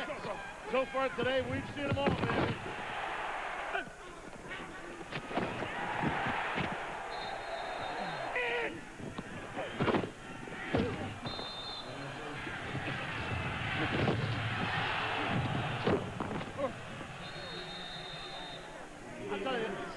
Craig, I spent a lot of time down in the trenches, down in those situations, 48. Hearing that all the time. But I'm telling you what, there were some lucky 48. people, watching this game, being able to hear what it's like down there. And not have to feel it. Jermaine Copeland for a couple of yards for LA. That's his first grab other than the conversion. Orlando's biggest deficit of the year. LA allowing only 18 second half points. In fact, last week they allowed 23 in the first half and just a field goal in the second half. They've been very good, especially of late. Well, we got a problem. We got a flag down, which is going to be holding right off the bat against that LA Extreme. Repeat, first down. As we talked about the positives for the Extreme in the first half, one of the negatives for the Orlando Rage in the first half had to be its penalties. 9 penalties, 88 yards, and it really has put them in bad situations. And that coupled with the field position the special teams gave the Extreme, they have just not been in position to do anything good. LA Extreme started the year with a tough loss at San Francisco, then won a couple, had to win in overtime against Chicago very easily, could have been 0-2. Everything started with that big win at Las Vegas. They've won 3 of their last 4, as Gibson has it again at the 20-yard line. A gain of 5. Ricky Bell coming up very quickly, making the hit as the receiver didn't even put his feet on the ground. They're going to have to play more aggressively defensively. They're going to have to play for turnovers. You're going to start seeing this Rage defense playing for turnovers, making a pick, forcing a ball, putting a ball to the ground. Galen sweating a little bit in the California sun. This team has taken the ball away 11 times this year. About the middle of the pack. That's not great numbers. He'd like to see that increase as McCullough gets it. And Saladin over the 25 to the 27. We just got a nice look at Saladin. Now he has battled back. His brother, Sultan, is the starting tailback at USC, something Saladin wanted. But, you know, sometimes things do come around a bit. And it seems to be happening that for Mr. McCullough now. Without a doubt today, he's getting some yardage, but he's working it out. He's getting the first downs. He's helped out in that situation a couple of times. Certainly a little bit less than last week's performance, but he'll still be a factor. Throw wide open to McDonald. They keep going and going, and the big play, they connect again. Darnell McDonald. Wide open backfield. They knew it was a pass. He got him a step or two on Stephen Fisher. The ball thrown nicely, and McDonald knows where to turn, knows how to get the extra yardage. As Fisher tries to recover on that one. A gain of 18 for Darnell McDonald, who also has 2 touchdowns with those numbers you see. Orlando Rage averaging 26 points a game this year. Number 1 in the XFL, shut out so far here at the Coliseum, and again, flags are down. Well, you know, some people are going to look at it and say, well, they lost Brohm. But 5 yards. You know, Brohm was there in the beginning. They did nothing with Brohm. They've been coughing and stuttering and stumbling all game long. We've actually, I've actually been sitting there trying to find an excuse for them. You know, is it the warm weather? Not from Orlando. There's no excuse. They're just having one of those bad days that they're going to have to fight their butts off to get themselves out of. 48. Blitz coming from Burgess, and Leatherwood's got at the H-back, and he's taken down by Cedric Clark. LA's been able to avoid the plays against them, turning the ball over, those kind of things. Even under pressure, they're not giving the ball away. And you want to know what they're doing well? They're working at levels, too, in the passing game. They're throwing those short ones, forcing the linebackers and the safeties to come up and react quickly to come make the play. Then after they hit a couple of those, they move down 10 yards, 10, 12 yards. They run a slant. They do something, a crossing pattern, something to force these guys to have to react back again. They're really mixing the passes up. And unlike L.A., Bob, Orlando not known for their good pressure up front as they stop McCullough after a very short gain. Ricky Bell got him, gain of a couple of yards on the play. Well, I'll tell you, as a player from the side of the Rays. Damn, it was one man. I've been in games like that where I've just sat there going, well, this isn't supposed to be happening. And it's confusing. And I'll tell you what, finger pointing starts happening, and you want to be able to find out what it is, so you start blaming everybody. You start looking around and going, who the hell is it? It's up to the coach to try and keep it focused and say, hey, keep this team together. 48!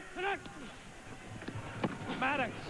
That was incomplete. He was looking for Gibson on the slant. And even up 25-zip, you hear Maddox, you hear the grunts as if it's a scoreless game. Exactly. Well, these guys are going to give that up. They're going to play. The teams that play soft when they're ahead, those are the teams that are going to lose more often than not, even with a 25-point lead. And I'll tell you what, if I had a coach that did that, it's ugly when they just kind of sit on the lead. No way the LA is going to do that. Jose Cortez, the punt. Skinny Culver's all the way back at his own 8. Of course, as you know by now, you have to return the punts. Can't let him go, even if you are near the goal line. Although that time at the 1, he could have let it go 1 yard deep. He stopped at the 3, and that is how it's gone for the Orlando Rage. Eric Johnson made the stop on a play that, yes, if you look at it from our seat, easy to say let it go in the end zone. It's a touchback, but when you're right around the 1 or goal line, you can't let it go if it takes a bad bounce. And, you know, you talked, too, about the fact before that the extreme belief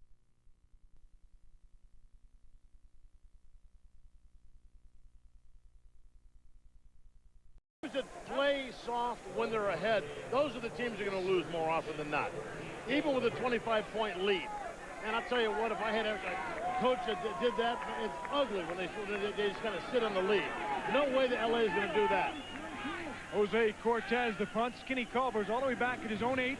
Of course, as you know by now, you have to return the punts. Can't let him go, even if you are near the goal line. Although that time at the 1, he could have let it go 1 yard deep. He stopped at the 3, and that is how it's gone for the Orlando Rage. Eric Johnson made the stop on a play that, yes, if you look at it from our seat, easy to say let it go in the end zone. It's a touchback, but when you're right around the 1 or goal line, you can't let it go if it takes a bad bounce. And, you know, you talked, too, about the fact before that the extreme believes in how important the special teams are and that they have a separate kicker and punter. There you're talking about a 54-yard kick that drove them back into the end zone. You're not going to see that. A lot of these teams, you're just hoping for the best. You're hoping for mid-30s out of your kicker/punter. Fontaine averaging 44 a punt coming in. Again, in case you're just joining us, Brohm knocked out with a shoulder separation early. Kuklik on, fires to Bailey. He got it near the 10-yard line.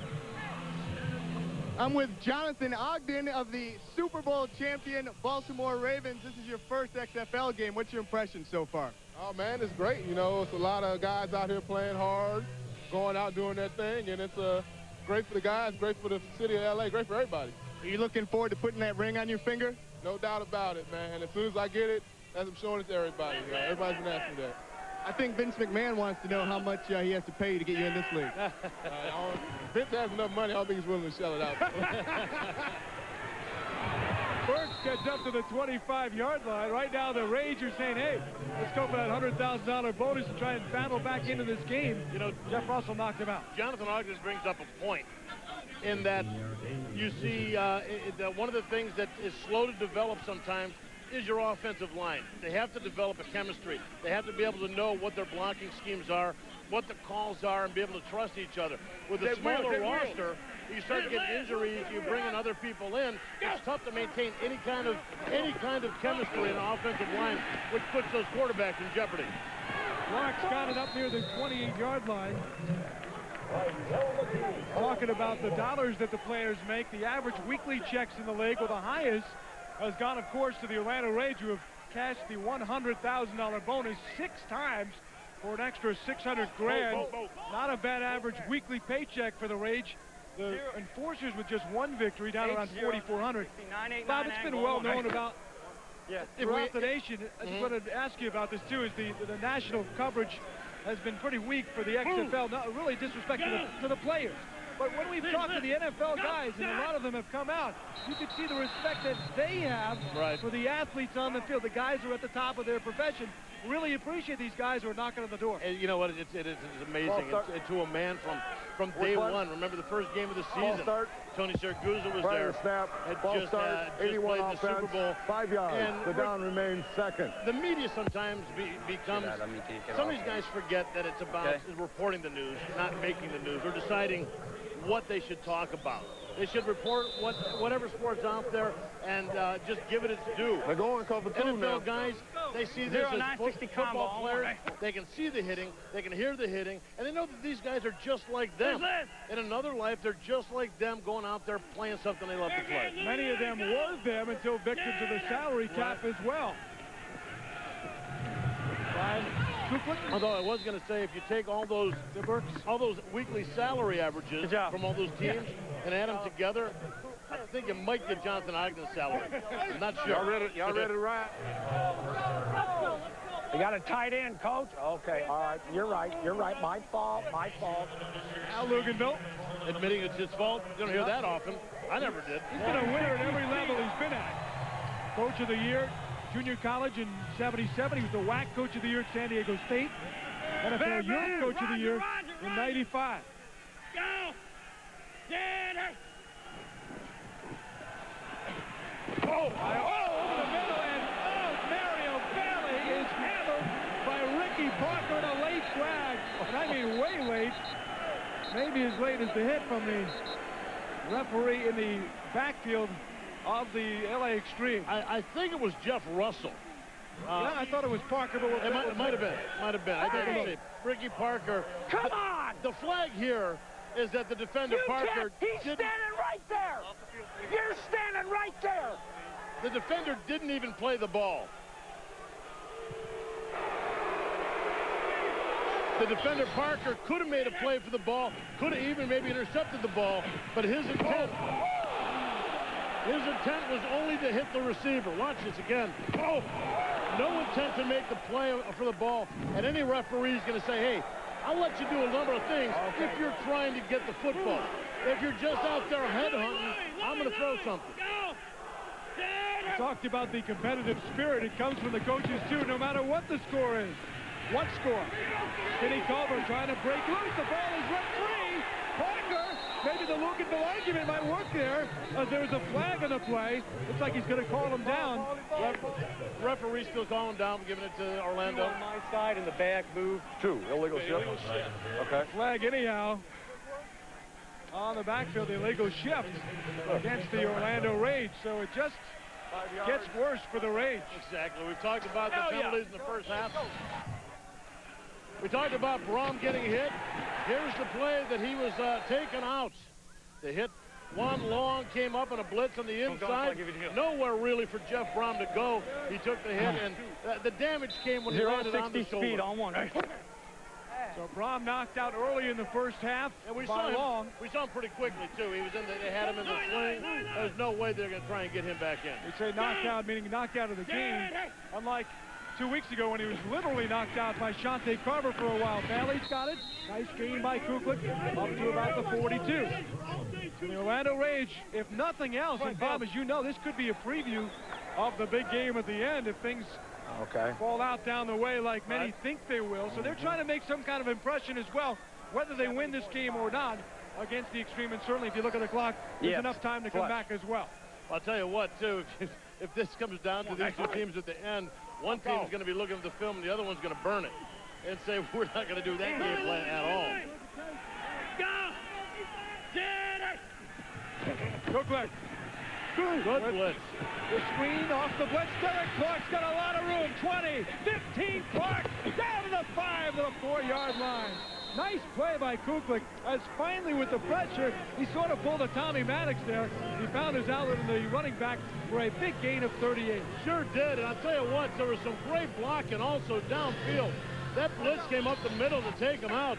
But these guys, he got the motion going, got going downfield. I think it was Dalio Burks downfield blocking on him. Look at that there. He was locked up, and I'm telling you, I can't be any more impressed with the blocking of the wide receivers on both sides of the ball. They lock up just like any other offensive guy. No prima donnas in that wide receiving corps. Second time inside the 50, deepest penetration by far for the Rage of the game. Michael Black, I don't think so.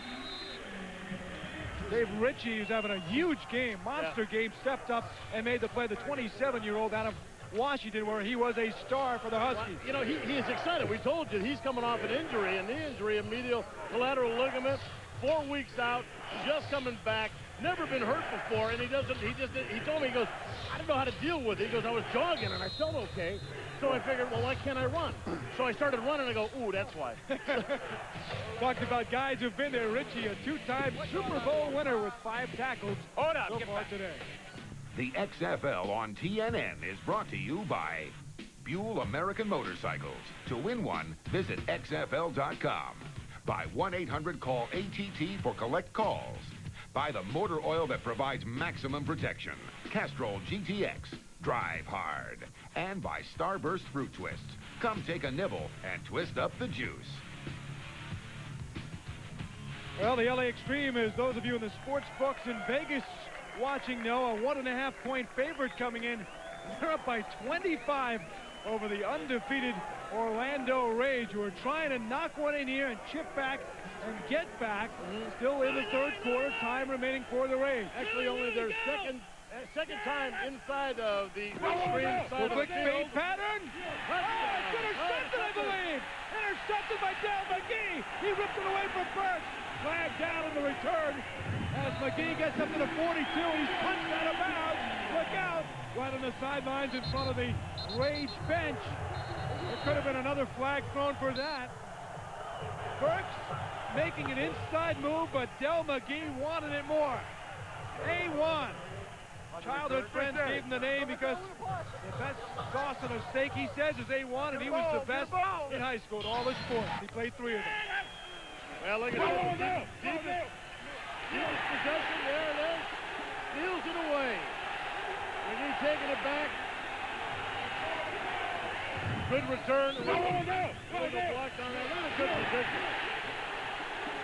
Just gotten in. That's what we talked about, playing the ball and not the man. He had position on the receiver, and he just, all he had to do is slow up a little bit so that ball would come right to him.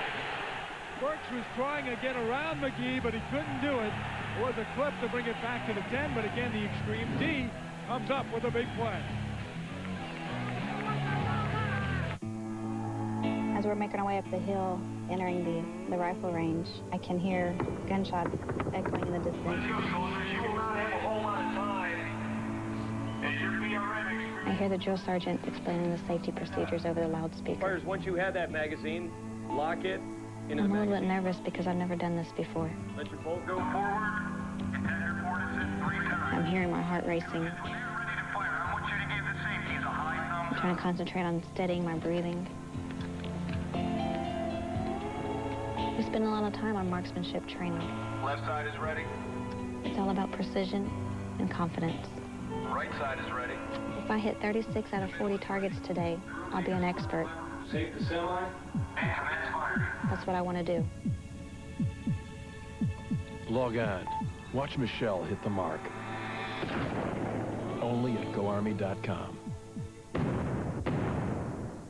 This spring, a young brother's getting all he can stand these days. good men aren't hard to find. Morris Chestnut, D.L. Hughley, Bill Bellamy, Shamar Moore, The Brothers. I do not need the drama. Miss Jackie Chan. Rated R opens Friday. Walking around on your feet, you're on those 8 hours a day. That's a third of your life you're standing on your feet here at work. You need to be comfortable. With Wolverine DuraShocks, comfort is a guarantee.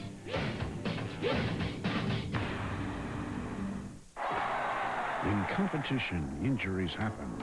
It's part of the game. And to get back your level of performance takes a lot of hard work, discipline, and the best health care.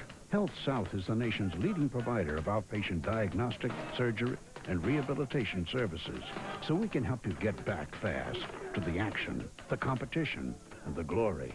We know your body. We understand your spirit. We get you back.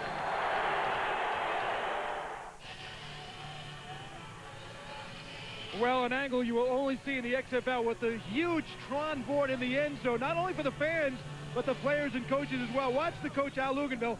Watch the play here and listen to him. Oh, intercepted! Go, Dale, go!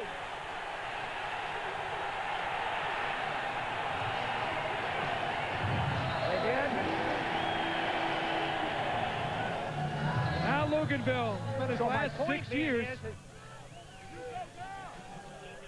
Drop, he's got a NFL problem. Europe. You know, Craig, when you talk to him sometimes, he seems kind of laid back, but the more you talk to him and you get into like important subjects, yeah, the intensity, you can just feel it. McCullough for a couple of yards. He said, in fact, he's been a coach for a long time. 16th season as a head coach.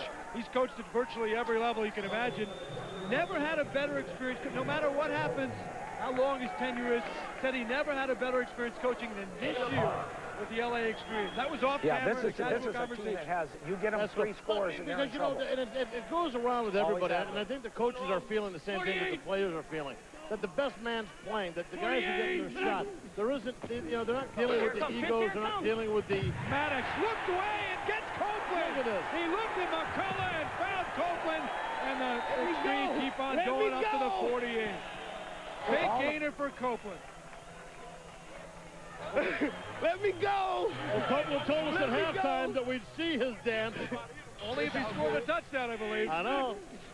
Check it out. And it throws everybody else. Copeland's turn. Jermaine Copeland. And here's the why they recovered him so heavily in the first half. And other receivers were getting the benefit. The other guys like Damon Gibson making the catches, because once he catches, his yard after the catch is very, very high. McCullough for a couple as Copeland set up the series here for LA. The star out of Tennessee. McCullough not having the monster day that he would have liked, but contributing. And most importantly, his team's winning. That's right. And you know what? And you know what that Copeland catch did? Once again, it put LA in a position right there, in a good field position. And Orlando, even if the ball's got to go back to Orlando will be in a horrible field position. Up by 25, they go 5 wide and throw incomplete. How about that? How do you have 5 wide receivers and miss one? Maddox tried. Should be able to close your eyes and throw it. Hit one of them. Don't cry. The keeper Wake up. Not finding the other jersey. That's right. Like Orlando has today. My bad. Let's go empty. 50, Georgia, Ohio. I want right. Go up, Jet 2. Right. A view for Tommy Maddox, not only of the defense, he's going to make sure to not get caught up in one of the great sights in all of football, the backdrop of the LA Coliseum built in 1923. Maddox fighting room, fires it, got his man again. Another first down, Jermaine Copeland, all the way down inside the 40. And yes, it's a first down for the energetic 6'1", 200-pounder out of Harriman, Tennessee. Well, the Orlando Rage made their adjustments at halftime. They said, listen, the first half, David Gibson killed us. Latario Rochelle killed us. 45. These guys, we can't let them kill them anymore. We're going to go cover them. Well, now, these guys are wide open. Oh, yeah, look at that. Open receiver underneath.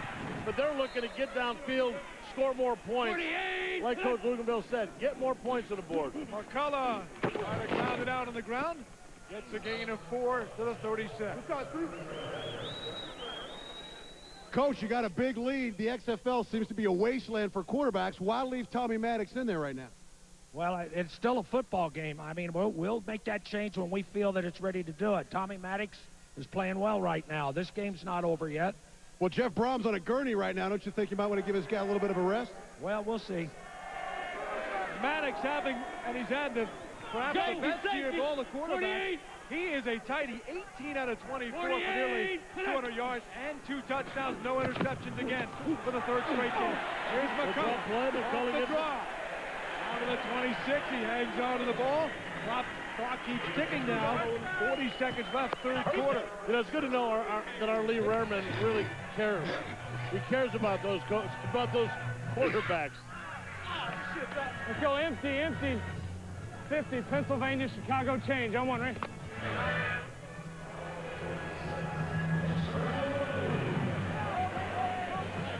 Maddox beat out the top selection of all in the XFL inaugural draft, Scott Milanovich, the backup.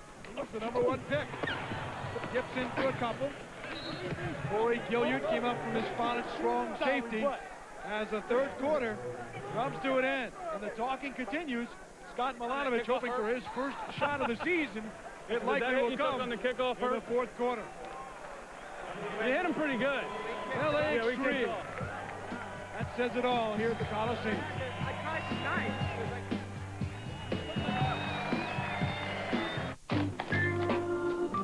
Napkins.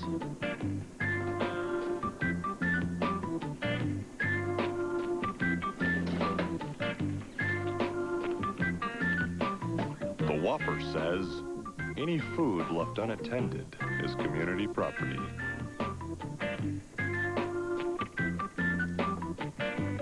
So wrong. In the land of burgers, the flame-broiled Whopper is king.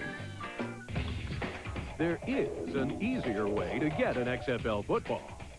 Come to Pep Boys and get an official size and weight XFL football free with a Castrol motor oil, case purchase, or oil change. Only at Pep Boys.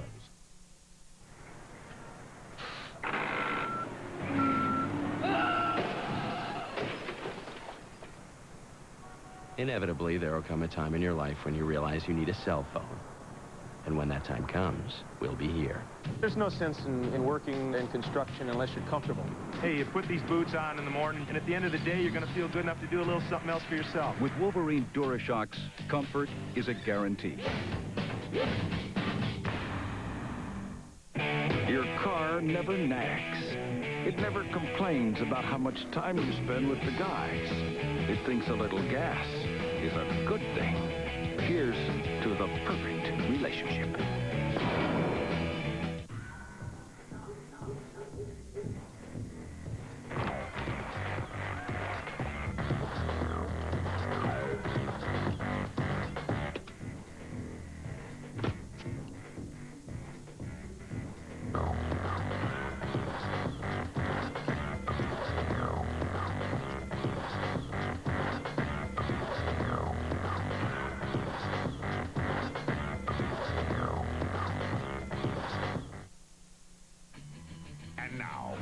Presents the XFL Defensive Player of the Week. In the land of burgers, Whopper is king. New York, New Jersey hitman safety Brad Trout played a key part of a stingy defense that held the Demons to under 200 yards passing. Trout had 6 tackles and the key interception late in the game to give the hitmen an upset win over the Demons. That was the Burger King XFL Defensive Player of the Week. In the land of burgers, Whopper is king.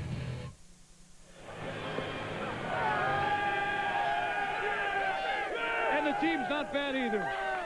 What's bad enjoying the action today is the Extreme leading 9-zip after the first quarter. A touchdown by Maddox, a field goal by Cortez. Broken open second quarter, a field goal by Cortez, and then 2 passes by Maddox, both to McDonald. One set up by an interception late in the second quarter. 25-zip, shutting out the undefeated Rage, who were the top scoring team coming in. Yeah. Yeah. Go!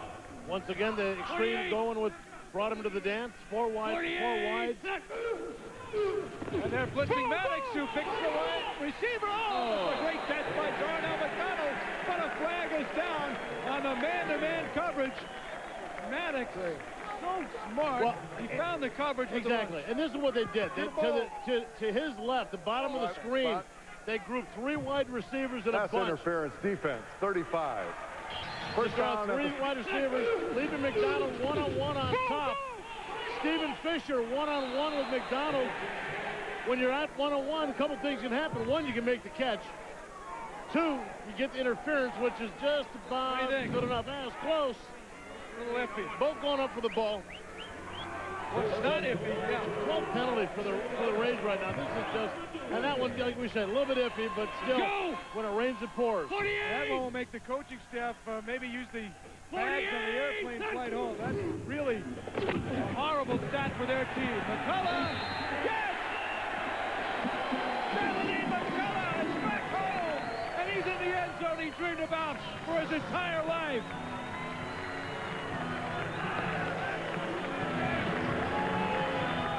Pasadena wanted to go to USC, didn't work out. Was injured while at Oregon when they played their lone game here at the Coliseum. And finally, it wasn't big, it wasn't fancy, but it was power, it was leverage. He knew where the end zone was. I'll tell you what, you're talking about a guy, you hear the term, got a nose for the end zone. He saw it there, man. He was just dragging people. Let's go do stuff wide. Rocket Florida special. Long yards that took a lifetime to get for Saladin McCullough. Touchdown for the Extreme. Go! You'd think this would be the last series for Maddox of the day, but you never know. Luganville probably thinks it's even a tighter game now. At 31 zip. Copeland in motion, some fancy moves. No. Deflected. Well, that was a 10-play, 79-yard drive. Cover. I want to make sure you're healthy, okay? Don't look at me like that. All right? You're hurt a little bit. My name is Jeff from Long Beach, California, and pop to me, I'd say, is the whole feel of staring at a 1969 Super Sport Camaro. It's got to be blue, and it's got to have a big white racing stripe. Now that is pop. Thanks. End of message. CNN, we've got pop. Gardeners, if you love fresh-tasting vegetables and beautiful flowers, but hate the thought of back-breaking work, call toll-free for our Troy-Built Great Gardens catalog with exciting information on our full line of Troy-Built tillers. Discover how the amazing Troy-Built tillers work rich organic matter into your soil for beautiful gardens and delicious fresh vegetables. Plus, Troy-Built tillers are the best tiller value on the market with a cast-iron gear-driven transmission, not a hard-to-maintain chain-driven transmission that is less reliable. We even offer a lifetime warranty. So why buy another tiller when you can get the best tiller on the market at an amazing new low price? And for a limited time on select models, free financing, free shipping, and free bumper. Learn more about the best value Troy-Built tillers. Call for your free Troy-Built catalog today. For complete details on the entire line of Troy-Built tillers, call toll-free 1-800-889-6900. That's 1-800-889-6900, or visit our website at www.troybuilt.com for 24-hour ordering.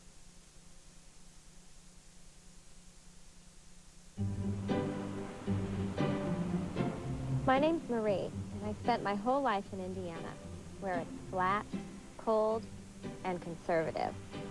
Then about a year ago, I got an opportunity to teach out here in LA. A part of me always wanted to be near the ocean, on the beach. My friends were shocked. They thought it was way too big a change. You know what I told them? Every once in a while, we all need to do something a little extreme.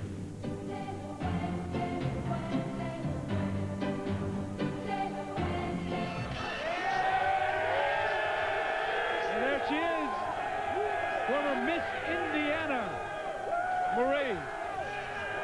Elementary school teacher in Anaheim, California, working on her master's degree as well.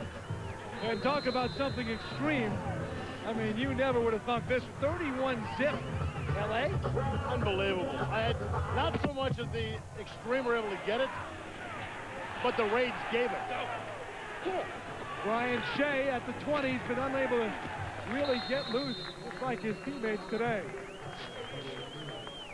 Jeff, you left the game in the first half with a separated shoulder. Any idea how long you're going to be sidelined? Well, it's kind of for sure right now. I would probably guess 3 or 4 weeks, but it's hard to tell. So there's a chance you could be back for the playoffs? Possible. Week 7 of the XFL, just 3 weeks to go after this. And in case you're not aware, the divisions each with 4 teams. The top 2 teams in the East, the top 2 in the West will meet and actually go across the division. Number 2 East playing number 1 West. Number 2 West playing number 1 East. In the first round of the playoffs, setting up the big game at the end. third week of April as Bailey is taken down. Right now, even if Orlando loses this, Bob, they would look at something like 6-1. Right. And New York would be 3 back. But New York plays them next week. It could be a long shot still, but if they had been were to pull off the game we have next week right here One on the Trey, National 962 on 2 Network, IMAC Orlando, they could pull within 2 of Orlando for first with 3 games to go. That's right. You know, and again, but the one thing too, I mean, it's a short season. We're talking 10 games, so you know you got to get it while you can get it, and you can't afford to slack off at all at the end. Oh, come on, guys! Kuklik with a gainer to Skinny Culver. A nice pickup down to the 41-yard line. You know, even with the score, had the Rage not made the critical mistakes, particularly the turnovers. One in the end zone and cashed in there and not gave away really a touchdown at the end of the second quarter. They'll still be in the game. Well, it's not even just the turnover, but I mean, the mistakes, the penalties. And we're talking, what, 11, 12 penalties now. And this has just kept them from keeping drives going.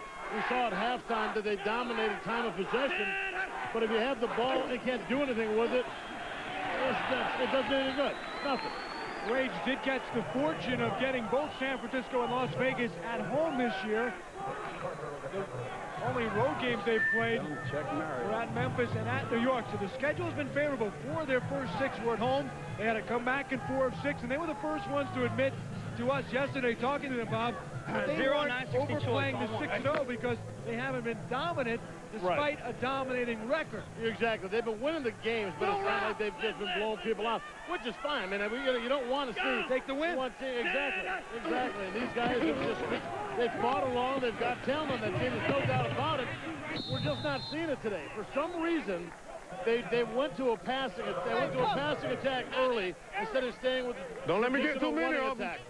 Derek Clark had been with other running backs, had been the heart of that offense. Getting it going, setting up the run, working the pass off of that. Today has been all pass. Really going out of the normal game plan. Today, Derek Clark, 5 carries, 11 yards. I believe on 2 of those carries, they were called back with penalties and holding. So really has been way out of their normal game plan. Kuklik looking to fire, get a man open, he's got it. Diallo Burks inside the 5, down to the 3 for the Rage, who certainly don't want to be shut out if nothing else here this afternoon. Man, now that was a hell of a throw and catch. No doubt about it. That was a hell of a throw and a catch. Watch how the ball goes in there. He throws it to the outside shoulder, right over that outside shoulder, man. You really got to thread it in there to make that catch. 14 on 1, right? Diallo Burks got his name, his mother, pregnant, so I contested on the TV game show. Remember the Joker's Wild? Well, there was somebody named Diallo, and that's how he got his first name. Meanwhile, Kuklik for a touchdown, diving in. He's got a touchdown, Rage. So Brian Kuklik, finally for the Rage, tasting the end zone, and Orlando is on the board. Well, they've certainly got a stigma to live up to, and that's letting the LA beat them up the way they did today, but at least they didn't give him the shutout. The naked boot off the fake, wide open. Kuklik, 0-9-69, 3-9 he was angle, going for it all by himself. 10 minutes remaining. As the Rage still thinking about firing back. Not impossible. It's been done before. Kuklik fires flag down. He threw it way over the head of Kevin Swain. And you know, on that play, if you're beat as a defender, why not? Okay, yep. 29. Yeah, it was Ricky Parker was in a way, just standing in the way. Pass interference defense. 29. The ball will be placed on the 1-yard line. Repay the try. It's only a difference of 1 yard. For 1 point, they still got to go for it anyway. Still got to go for it anyway. But slant against Delta, the inside guy's got to go to the slant. Huh? Right?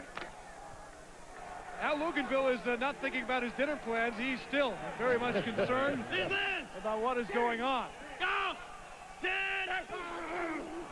Time a handoff, and the running game hasn't gone anywhere today, and it doesn't there. Matt Kennelly makes the stop for LA, so it remains 31-6. 14. Now, if you're thinking at all about staying in the game, you got to be thinking onside kick. We'll see if it happens when we come back.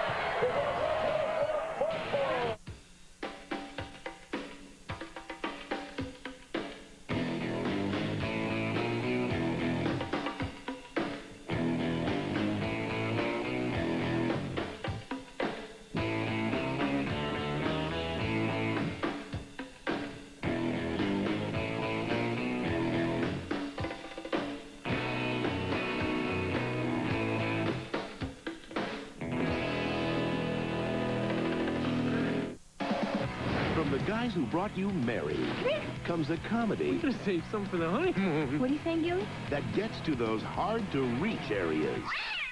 Say It Isn't So. That was you on the internet. Rated R. Friday, only in theaters.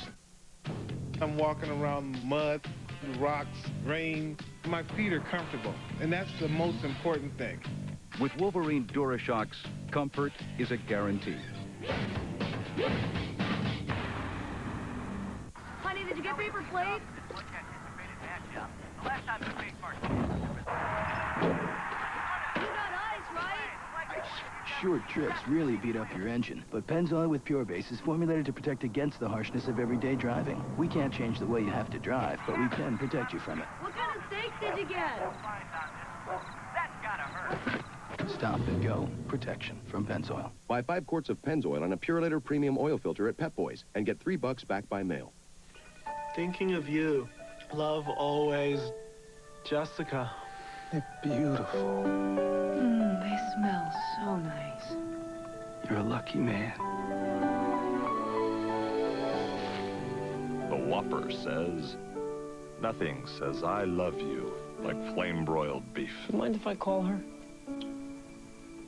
In the land of burgers, the flame-broiled Whopper is king. The XFL on TNN is brought to you by cold-filtered Miller Genuine Draft. Never miss a genuine opportunity. By Say It Isn't So, from the guys that gave you There's Something About Mary, Friday. And by Burger King. In the land of burgers, Whopper is king.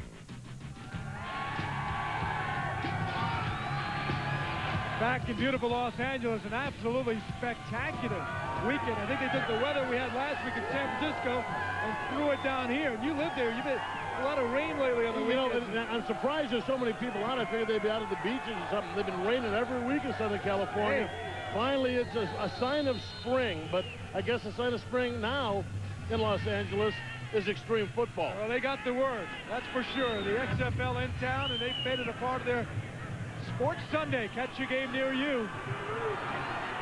Came and done on the return and did kick it. Dern turning the corner. Dunn's got some room at the 40. And knocked out the 42. Why wouldn't you try an onside kick there? Yeah, because I mean, there's still a lot of time left. I mean, this isn't. Not if you don't kick it. If you want to win. You know, all you have to do, if you can stop them, you don't want to put the extreme, first off, in a position of good field position again. It's all been bad field position for the Rage. If you kick the inside kick and you don't make it, the extreme gets it, you're automatically in bad field position. You need, what, 4 scores here to try and win the game. 4 scores. There's only 9 minutes to go. If you want to win the game, you got to kick the onside kick. But if they're going to win, it's going to come down to this. The defense is going to have to succeed. And if they can stop them 3 and out, then they can get the ball in pretty good field position. New quarterback for the first time this year, the absolute top selection of the inaugural XFL draft back on October 28th. He does not get a chance to stab it right now. Scott Milanovic is in. Tommy Maddox, a big win today. Now you get a chance to take a breather. Today was almost too easy for you, buddy. Well, it was exciting. The offensive line did a great job. The defense did a great job. And when we got down there, we put a lot of points on the board. So it's a good opportunity to get Scott in there and let him play a little bit. Well, you have a lot of offensive weapons. That was really obvious today with all the receivers you have, the great running backs who are emerging. You guys are really poised for a great run to the title, huh? Well, we just got to take it 1 week at a time. This is the big one for us. We'll go next week. Milanovic handing off to McCullough for a few yards. Hey, I don't know how much time's left on Lee's clock. Hey, Lee, you down there, Lee Ribbon? Yes, sir. How much time's left on your clock? Is your game over? I'm just about out of gas, buddy. Okay, well, you told him. I'm going to hang out with the cheerleaders to get my massage finished. You're giving him the win already. 9 minutes to go. Give me, Lee will never make it as a coach, that's for sure. 44. I want it. Scott Milanovic, Maryland Terrapins all-time leading passer. Go, Baker. Most of Boomer Esiason's records there. 44. Excellent student of the game. And off to McCullough. But Al Luganman was telling me yesterday, when I asked him, he said Milanovic does not get any snaps at all in practice. Usually the second guy All right, man. gets a third, like the Orlando quarterback, gets. Totally gets a third. Right, he gets exactly a third of it. He gets none of it. That's amazing. And you don't see that often. Now, what they do get, they get snaps, but it's usually the snaps for the other team's scout team. So, I mean, you're throwing the ball, you're handing off the ball, but as far as the timing of your game plan, now you're not getting much play. And you saw his first possession, they blew the Cajuns first time. Well, another and there you go again. There, but late flag. A lot of it's through it anyway because he's been dying to throw the ball for a long time. Well, once again, the cadence thing is, I don't know, it can throw both sides off. No. First play it threw off the offense. This time might have thrown off the defense. Huddle up. No, you're fine. Is that first down, Hawk? Defense. Left guard. 5 yards. Still third down. Now he's thrown off the defense because he didn't take any snaps. That's right. Well, there's a big guy, the left tackle getting a little breather, Jerry Krafts. Big Daddy, they call him. Bob Golick found out why. He is a team player. To see him just kiss his buddy. That is one big guy. I stood next to him for a while. Not many people make me feel small. Go. I'm backside, Big D. I'm backside. 375. 44. Pass complete, but Bob, you had a chance, and we'll check in on this in a moment, to actually have dinner with the 375-pounder out of Buffalo, New York. Now, was there enough food in the restaurant for you two guys, or what? Well, without a doubt, we made sure we got a restaurant that had plenty of food. And, you know, we just sat down and did the whole lineman thing. Sit down, order as much meat as you can get, and eat until you can't move anymore. He's played it all. Although I was a little disappointed that he saved room for dessert. I thought he would have filled himself up on just beef. No, I filled myself up on meat. I wasn't going for the foo-foo stuff. 44. Play action. He's going to throw. Dropped by Leatherwood. Here's more on that big dinner. Gentlemen, you're hungry. Oh, yeah. I don't have to be polite and wait, do I? No. Okay, good. Okay, Yeah, this right here is really good. I don't know what that good ways. What's the heaviest you've ever been? It's 409. It's not 410. That's right. 410 would be fat. You got your buddies get on the huddle going. Look at the size of that guy. He's got to be 404 even.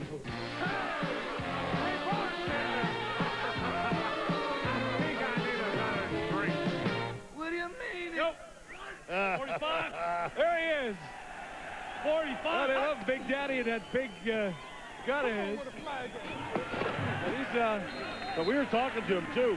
See what he said, playing at 375. The most he's been at about 409. Actually, though, Bob, I mean, most offensive linemen are not chiseled like the other players, but you look at the size of this guy, he may have a little bit extra, but not a lot. He's a big man. No, right, you're exactly right. He's big, he's thick. That head is chiseled, that's for sure. And he doesn't get any extra cheap weight with the hair. And you want to know something? Guys get. You want to know something? I've been retired for about 7 years now. He gave me a look back into the locker room that literally scared me. I forgot that it was like that in the locker room. A lot of it throwing nearly picked off the line of scrimmage by James Roberson. Good route, Frank. Good route. Now you go by Big Daddy, and after watching all that food you consume, the crowd behind you, good luck. Good thing it's a nice warm day today, or you might not have burned any of that off. That's right. We had a good day today offensively, and I'm glad the whole team, defense, and everybody put a good show on for these fans, you know. Now, are you really 375, or is that just to keep the girls loving you? 352, but I'm still pretty. Well, he was listed at 375. I'm just wondering, maybe Lee could follow up. Who ate more, Golick or Kraft? Let me just say this. He leaned over and said to me, "Are you going to finish that?" In the end zone, smartly let go by Skinny Culver. As soon as it hits the end zone, automatically comes back to the 20. That's where the rage will take over as L.A. is feasting today. But this time, it's not Orlando.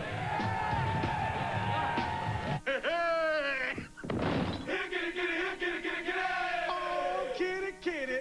On March 30th, the bachelor party begins. You want to join us? I'm never getting married, right, honey? Who the man? You the man? You colossal moron. Let's swap some bodily fluids, baby. Tomcats. I should really be heading home. It's a school night. Rated R. Opens everywhere March 30th. She's a real never bugs you about spending so much time with the guys. She never complains about you watching football. She thinks a little gas is a good thing. Maybe she isn't a she after all. Here's to the perfect relationship. Here's how to keep it that way.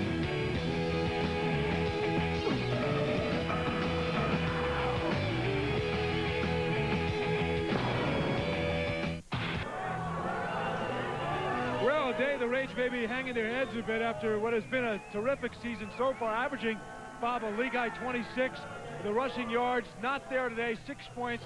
I don't think it's just the fact that the rush attack has worked. Nothing really worked for the Rage today. 60 bingo. They got out of the rush game early, forced themselves to pass all day, and they attacked. And one of the keys here was penalties. Their season average was 5.8 penalties per game. Today, 13.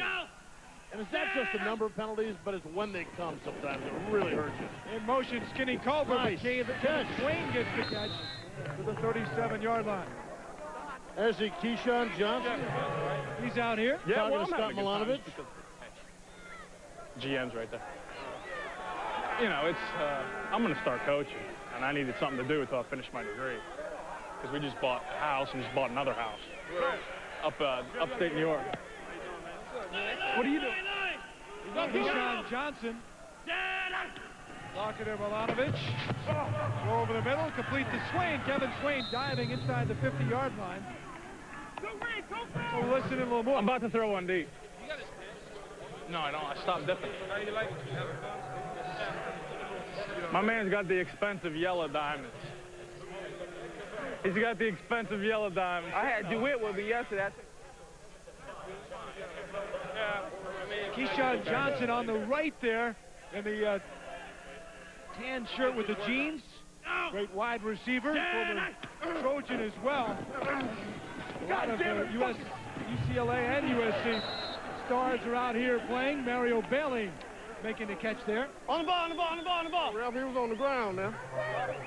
Well, with under 5 minutes left, under 4 minutes left, I don't think they think at this point they're going to be able to put enough points on the board to win this one. But at least they want to work on some hurry up, learn some things, and look respectable finishing it up. Took it with some time. Throwing nearly picked off. Yes, it is picked off. It's picked up by Reggie Durden of Los Angeles. Hang on. Referee's jumping into it. Yes, it will be an interception. But he was stopped around the 30-yard line. Once again, this defense, whether it's rushing or covering, unbelievable, great position. Look at him right underneath the receiver. I don't know why that ball was thrown. That ball was thrown right to Durden.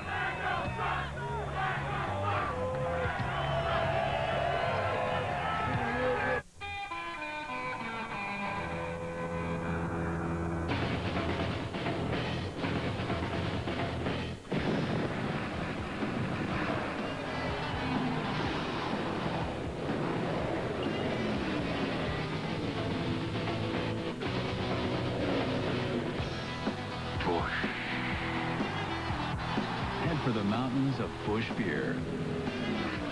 Proud sponsor of the NASCAR Busch Series.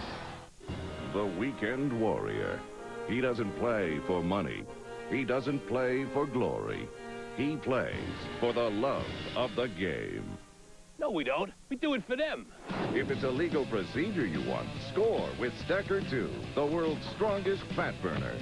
Stacker 2 can help burn fat offside, build a tight end, get your backfield in motion, and give you the energy needed for the sack. Stacker 2, voted this year's most valuable fat burner.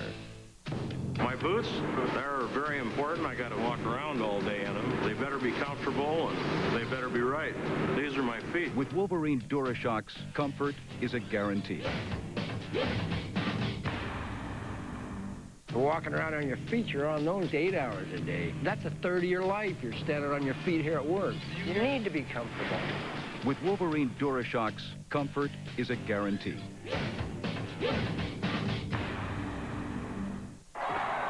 In competition, injuries happen. It's part of the game. And to get back your level of performance takes a lot of hard work, discipline, and the best health care. Health South is the nation's leading provider of outpatient diagnostic, surgery, and rehabilitation services so we can help you get back fast to the action, the competition, and the glory. We know your body. We understand your spirit. We get you back. Penalties have been huge to stop and drive. The Orlando Rage were hoping to clinch first today, but so far it has been the Extreme #1. Still holding out hope for home field overall. Big hits today in this game, Bob Golick. If you want to live in the trenches, take a listen. Then make your decision. No thanks. It's like music. I don't think so. Look at that. I wouldn't mind doing that. You know, yeah, right. They scored a touchdown. Look at that determination. You don't want the helmet ripped off your head, though. Atlanta Rage came in very excited, and they know they got a lot of season to go. 6-1 after this game. And like we were saying before, a lot of people don't realize this. There's a certain amount of release and relief that comes with this loss for the Rage. Certainly they didn't want to lose by this amount. 44. But man, that whole stigma of being undefeated, and that adds an extra dimension of tension to your whole season that you don't need on top of everything else. Now you might think, all right, they lose, they still have 3-game lead at first, not a big deal. Well, it is a big deal because with LA winning, it's now only a 1-game difference between the two teams. LA only has to make up 1 over the final 3, having won the head-to-head. Again, we're looking way ahead, but if it came down to the big game at the end, and LA can make up the 1 game over the final 3, and they've got 2 of those at home, then they could host the big game again if they got that far. So this game does have implications. And off to Oxendine, not to mention making a statement to the Rage and to the XFL that the Extreme are here to stay. Of course, XFL coming up on UPN at 7 o'clock Eastern. The Demons of San Francisco at 3-3. They're going to need a win to stay a game back of LA. Chicago Enforcers. Crucial game for the Enforcers tonight, Bob. If they lose, they're 2 out of the second-place playoff spot with 3 to go. If they win, they're just a game out of the playoff spot. Yeah, they've been battling hard all season. I think at the beginning of the year, they didn't think they were going to be that close. But like I said, it's a short season. You got to win it when you can, and it's going to be a tough one.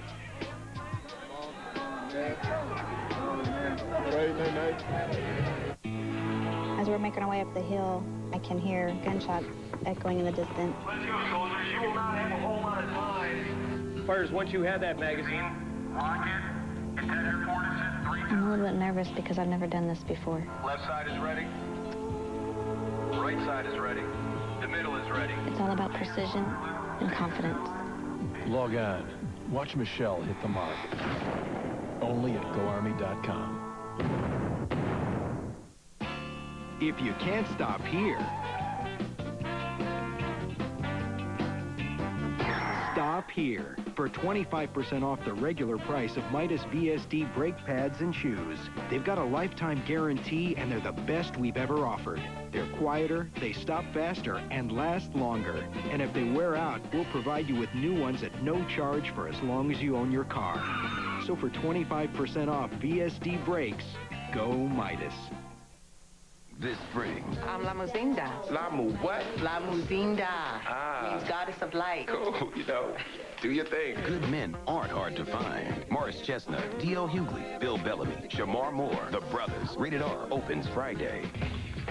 There is an easier way to get an XFL football. Come to Pep Boys and get an official size and weight XFL football free with a Castro motor oil case purchase or oil change. Only at Pep Boys.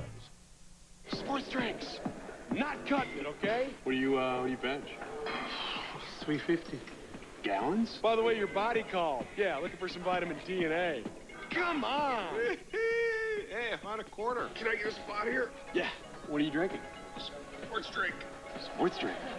Later, sunshine. Well, you just hit the stop button. They got a stop button, or you just stop walking, or you got to... How? Want to play? Milk has 9 essential nutrients active bodies need. I'm all right. I'm up. Orlando Rage with 3 to go in this 10-game season. We will see them next week. The hot Hitmen, who have won 2 straight now to pull into second, will battle. And then the 2 road games at Birmingham, both playing for their lives. That game on the network of NBC. And then they finish it out against Chicago. Look at the Extreme schedule here. 2 of their final 3 are home bound. Yeah, I'll tell you what, being at home is definitely a good thing. The Outlaws, a tough one, and I don't know. I think the way that momentum carries, though, this time of the year, it's got to be good for the Extreme in that sense. But the one thing we're noticing, too, is that I don't want to say there's a total changeover of power, but some teams are starting to finally get in sync. So it's hard to tell what that end of the season schedule is truly going to give to them.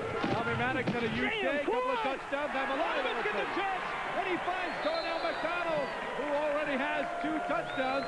And man, up 25 points. They're still throwing the ball. They want to give Milanovic some experience, but I'm wondering if Orlando Rage are a little ticked off on the sidelines. Well, they're throwing bombs. Cover 2, huh? Well, I don't know if it's that. I mean, they want to be able to move the ball, and you can't tell Scott Milanovic who you're trying to get some experience to just to hand the ball off. But the thing is, McDonald had so beaten Ricky Bell out in the deep that he had to throw it. Milanovic had to throw the ball to him. He could just run it, though, right off the bat. McDonald was standing there waving his arms like, he was the last guy picked for a softball game. I'm sure Al Luganville said, hey, we want to get Art back up. It's so important in the XFL, as we've seen in the recent weeks. Some playing time. That's all this is about. It's not about running the score up. Al Luganville is not like none of these coaches that I've been able to tell are that kind of person. This is all about getting Milanovic good, true experience, not handoff right, handoff left. Tommy Maddox has been the class of the XFL quarterback so far today. 3 first-half touchdowns. He threw for 2, he ran for another, and he played error-free football once again for the 3rd straight week. Where'd you get His replacement, Scott Milanovic, the first pick of the draft this year, finally getting a chance. First snaps of the season. You got the edge. You got the edge. Get on the line. On the line, Gibby. 44. Hot. Nobody knew. We didn't have our big Prior to the snap, delay of game. Offense, number 13. 5 yards. The down remains second. Didn't matter it was a delay of game. Nice job, Juan. They were going into the take a knee nice job, baby. formation. Hey, Solly. Al is finally conceding victory here. 42 seconds left, and yes, a smile from the head coach. And why not? Well-deserved effort for his Extreme. The Extreme will protect themselves and take a knee. But at this point, all but over. Huge monster win for the LA Extreme. I think we got one more snap. Good job, Reggie. Boy. The LA Extreme will go to 5-2 and take a 1-game lead on Vegas. Orlando now with Jeff Brohm injured and hoping to be back for the playoffs if he's even out 3 weeks. That will be determined in the coming week. Al Luganville and the LA Extreme a huge 31-6 victory and undefeated no longer. The Miami Dolphins at 72 can celebrate. Coach, is this one of those games you just chalk it up and say we got outplayed today? Yeah, I mean, they played an excellent game. We lost field position all day. We couldn't get anything going offensively. Played extremely well defensively and offensively. And the kicking game. They were an extremely good football team today. How much is it going to hurt you with Jeff Brohm on the sidelines for at least the next 3 or 4 weeks? Well, it always hurts you when you lose your starting quarterback. We've got to go back, regroup. We got confidence in Brian Kuklik, and we'll have to go from there. Were you happy with what you saw in Kuklik this afternoon? Well, I think Brian can handle it. I don't have any doubts about that. We just got to go back and practice a little bit. All right, Coach. Coach, a big win against the Rage. This wasn't a big win. This was a good old-fashioned ass-whooping. Well, I don't know if I'd say that. That's for you to say. I'll say it again. This is a good old-fashioned ass-whooping, Coach. I've competed against Galen and his staff too many years to know that this is one of those days where everything went our way, and our guys made a lot of plays. Now, your team seemed to be very confident. When does it become a potential overconfidence, and how are you going to keep these guys pumped up for the remainder of the season going into the big game at the end? Like they got 24 hours to celebrate this, and then it's on to Las Vegas, and they know that. That's how we've gotten where we are, and we got to continue it now. You're giving them a whole 24 hours? Whole 24 hours. I'm hiding at home tonight then. Thank you. Al Luganville with his hot LA Extreme, winners of 3 straight, behind Tommy Maddox, who was outstanding today for the Extreme. Hey, Brian, really a tough game for you guys. How do you guys bounce back and come back next week? You know, we just got to go back and practice like we have been. You know, we've won 6 games straight. You hate to... Today was one of those days, and we just got to get back and prepare like we have been.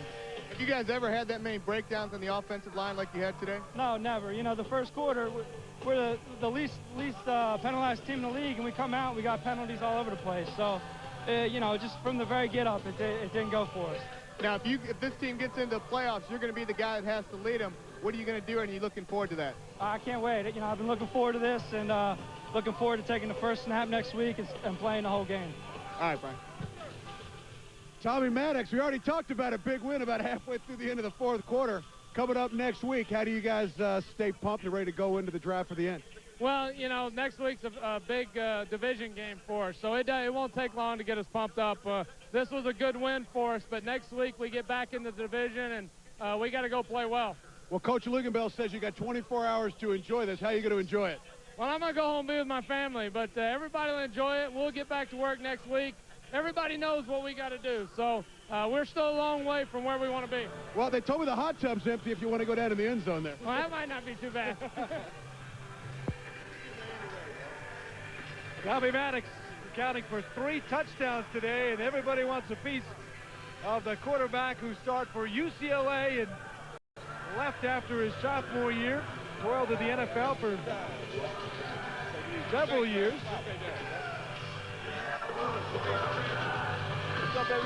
Hey, Jermaine Copeland, you guys came out here and made a statement today. Oh, yeah, big time.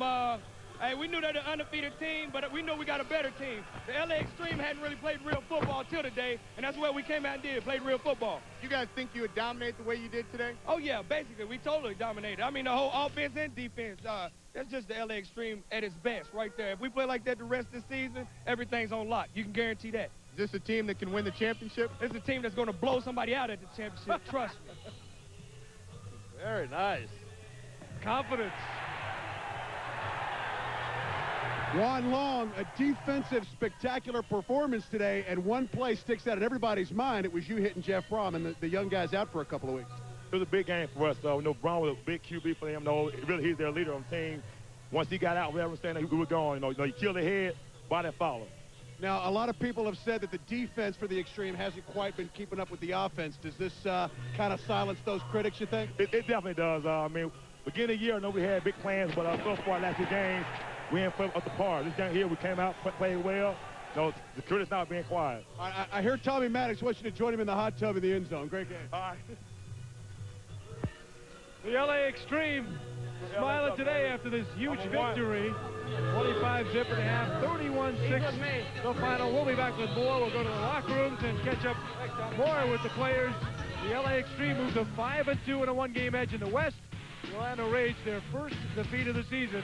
They fall to 6-1. Back with more from the LA Coliseum in just a moment. You're watching the XFL on the National Network.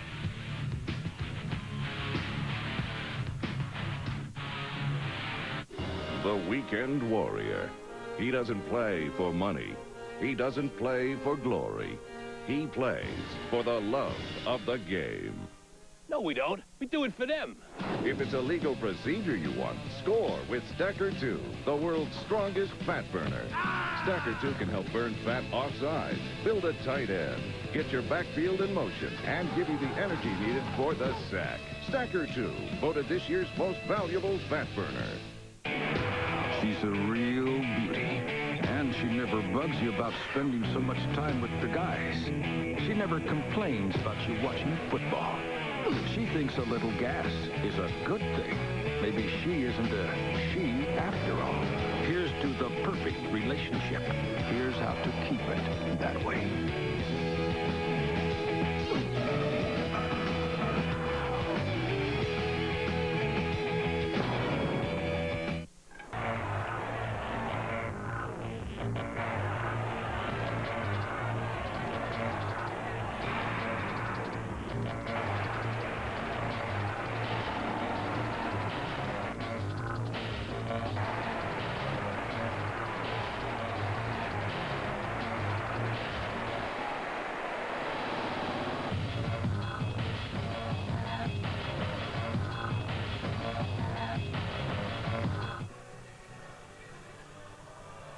Veteran Smash Mouth football player Larry Zonka, the Zonk, heading north to Alaska. Join him immediately following the game.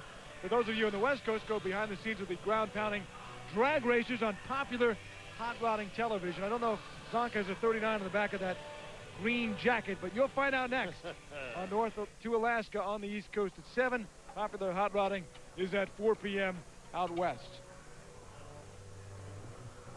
The LA Extreme got off to a good start in this game, Robert, and it started with the punt return. No doubt about it. It was right off the bat. It was the special teams that took control. Damon Gibson was the one that took it down, put them in great field position to score, which they did. Tommy Maddox diving over the top. Coming back, one of the big factors here, Jeff Brohm getting whacked by Juan Long, putting him out for at least the next 3 to 4 weeks. But once again, the Extreme attack, they slant. Thrown to McDonald, and a quick slant over the middle coming from the left-hand side. Here we got the interception. Good interception of the play by Lamont Evans. That was late in the second quarter, too, Bob, setting up yet another slant touchdown. And the exact same play on the other side to McDonald, just a quick slant. All of a sudden at the half, it was 25-zip, and any hope of a Orlando run in the second half ended by the McCullough touchdown. Right there. 31-6. Let's go to the Orlando Rays locker room live. We got 5 left, guys. That's where we got to go. Guys, hey, get your heads up. You're the best football team in this league. You got the best record. You're leading the East. Get your heads up. There's a lot to be proud about. Now, take care of your teammates. Tonight, you're on your own. Don't embarrass yourself for this organization. We will leave at 6:15 in the morning. You leave a wake-up call. Have your roommate leave a wake-up call. But guys, I gotta have you there. You know that. You know what's right. Take care of your teammates, all right? All right, guys. Let's have some fun. Here, come on in here on me, guys. Bring it up. Yeah, just get around, get your hands in the air, guys. Rage on 3. 1, 2, 3, rage! Kalen Hall stressing the positives, which he should, because it has been a well of a start, despite today. It's one game, it's 60 minutes, and they got to tuck it away. 6-1 so far. Moments ago now, over in the LA Extreme locker room. Okay. That was one hell of an effort. Now, we've got where we are now because we took it upon ourselves to focus on each week. We got till 1 o'clock tomorrow to enjoy this one, and then it's on to Las Vegas, right here. Conference game. Saturday. Division game. Guys, they don't get any bigger. I don't have to say anything more, okay? So let's get prepared. Focus. It's going to be a short week on the practice field. Play like hell Saturday night. Good job, and let's count them off. 1, 2, 3, 4, 5, 6, 7, 8, 9, 10, 11, 12, 13, 14, 15, 16, 17, 18, 19, 20, 1, 2, 3, 4, 5, 6, 7. Jim Bell, I'm on headset with Mike if you need me. You want Jermaine Copeland? Here in Los Angeles, the LA Extreme winning 31-6, and the focus as Orlando tries to pick it up after the defeat. And Al Luganville actually lying to us. He said he was going to give them 24 hours. He chopped it immediately to 21 hours. Down to 21. Enjoy it till 1 o'clock tomorrow. And Galen Hall, by the way, if you live in Southern California, be careful. There are some raging people staying around till 6:15 in the morning. Watch your teammates. Back down to the locker room.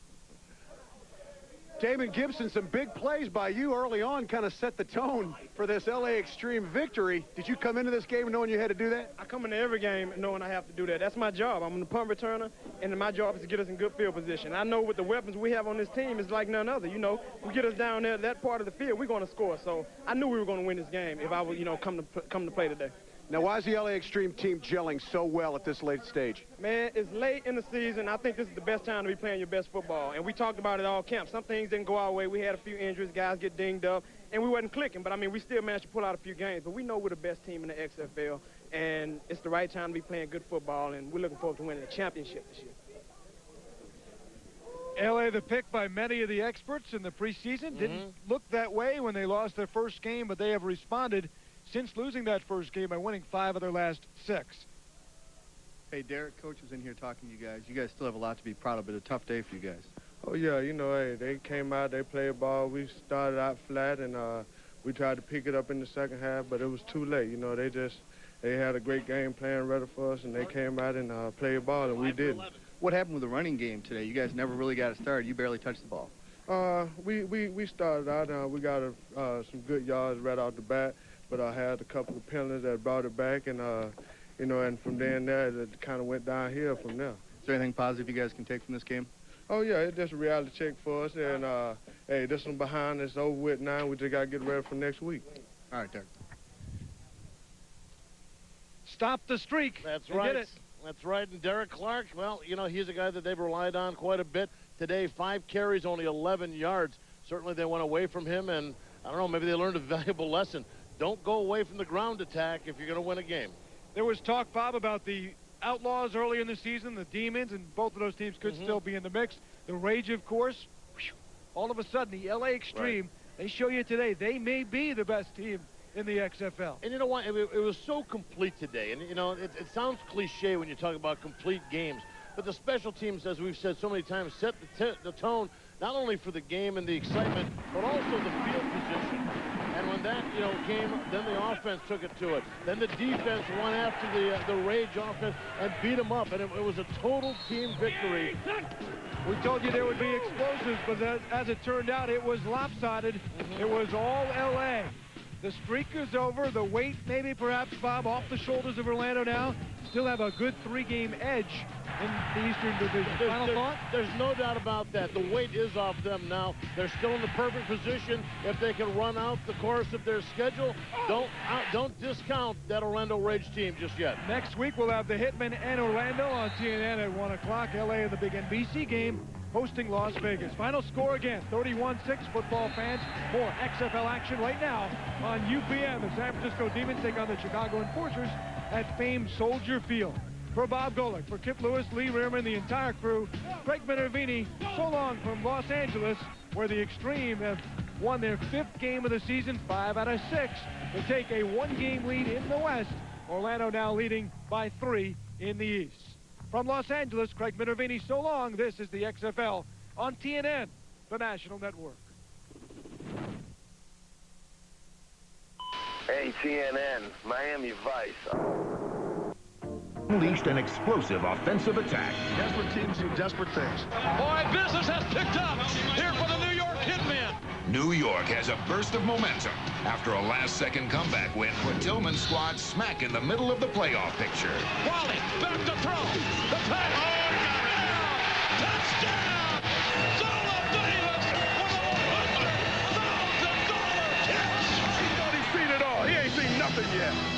The revitalized Hitmen will set out to crack Orlando, who will have to go without their star quarterback, Jeff Brohm. It's just collapsed. That's it for him, at least for now. It's a good hit and separated my shoulder. Bad break. How frustrating is this for you? Well, you know, you don't want to get hurt. You want to be able to play, and I'm not able to. With their undefeated streak over, an injured Brohm will watch from the bench as the Rage look to overthrow the Hitmen. We're throwing something new at them this week.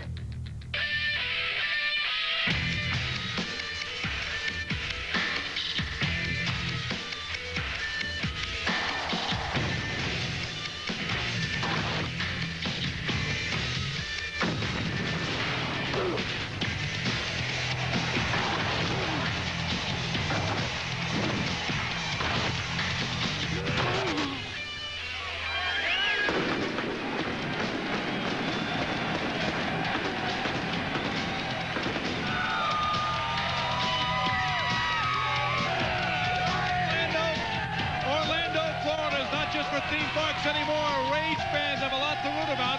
Orlando still undefeated at home as they look to secure the top spot overall in the XFL. Today on TNN, it's the New Jersey Hitmen against the Orlando Rage. The Rage coming off their first loss of the season, but they have still clinched a playoff berth, while the Hitmen have won 2 straight as they look to secure the second spot in the Eastern Conference. We started off with the wild scramble. Scott Clonan for Orlando, 3-3 in the year. Donnie Caldwell.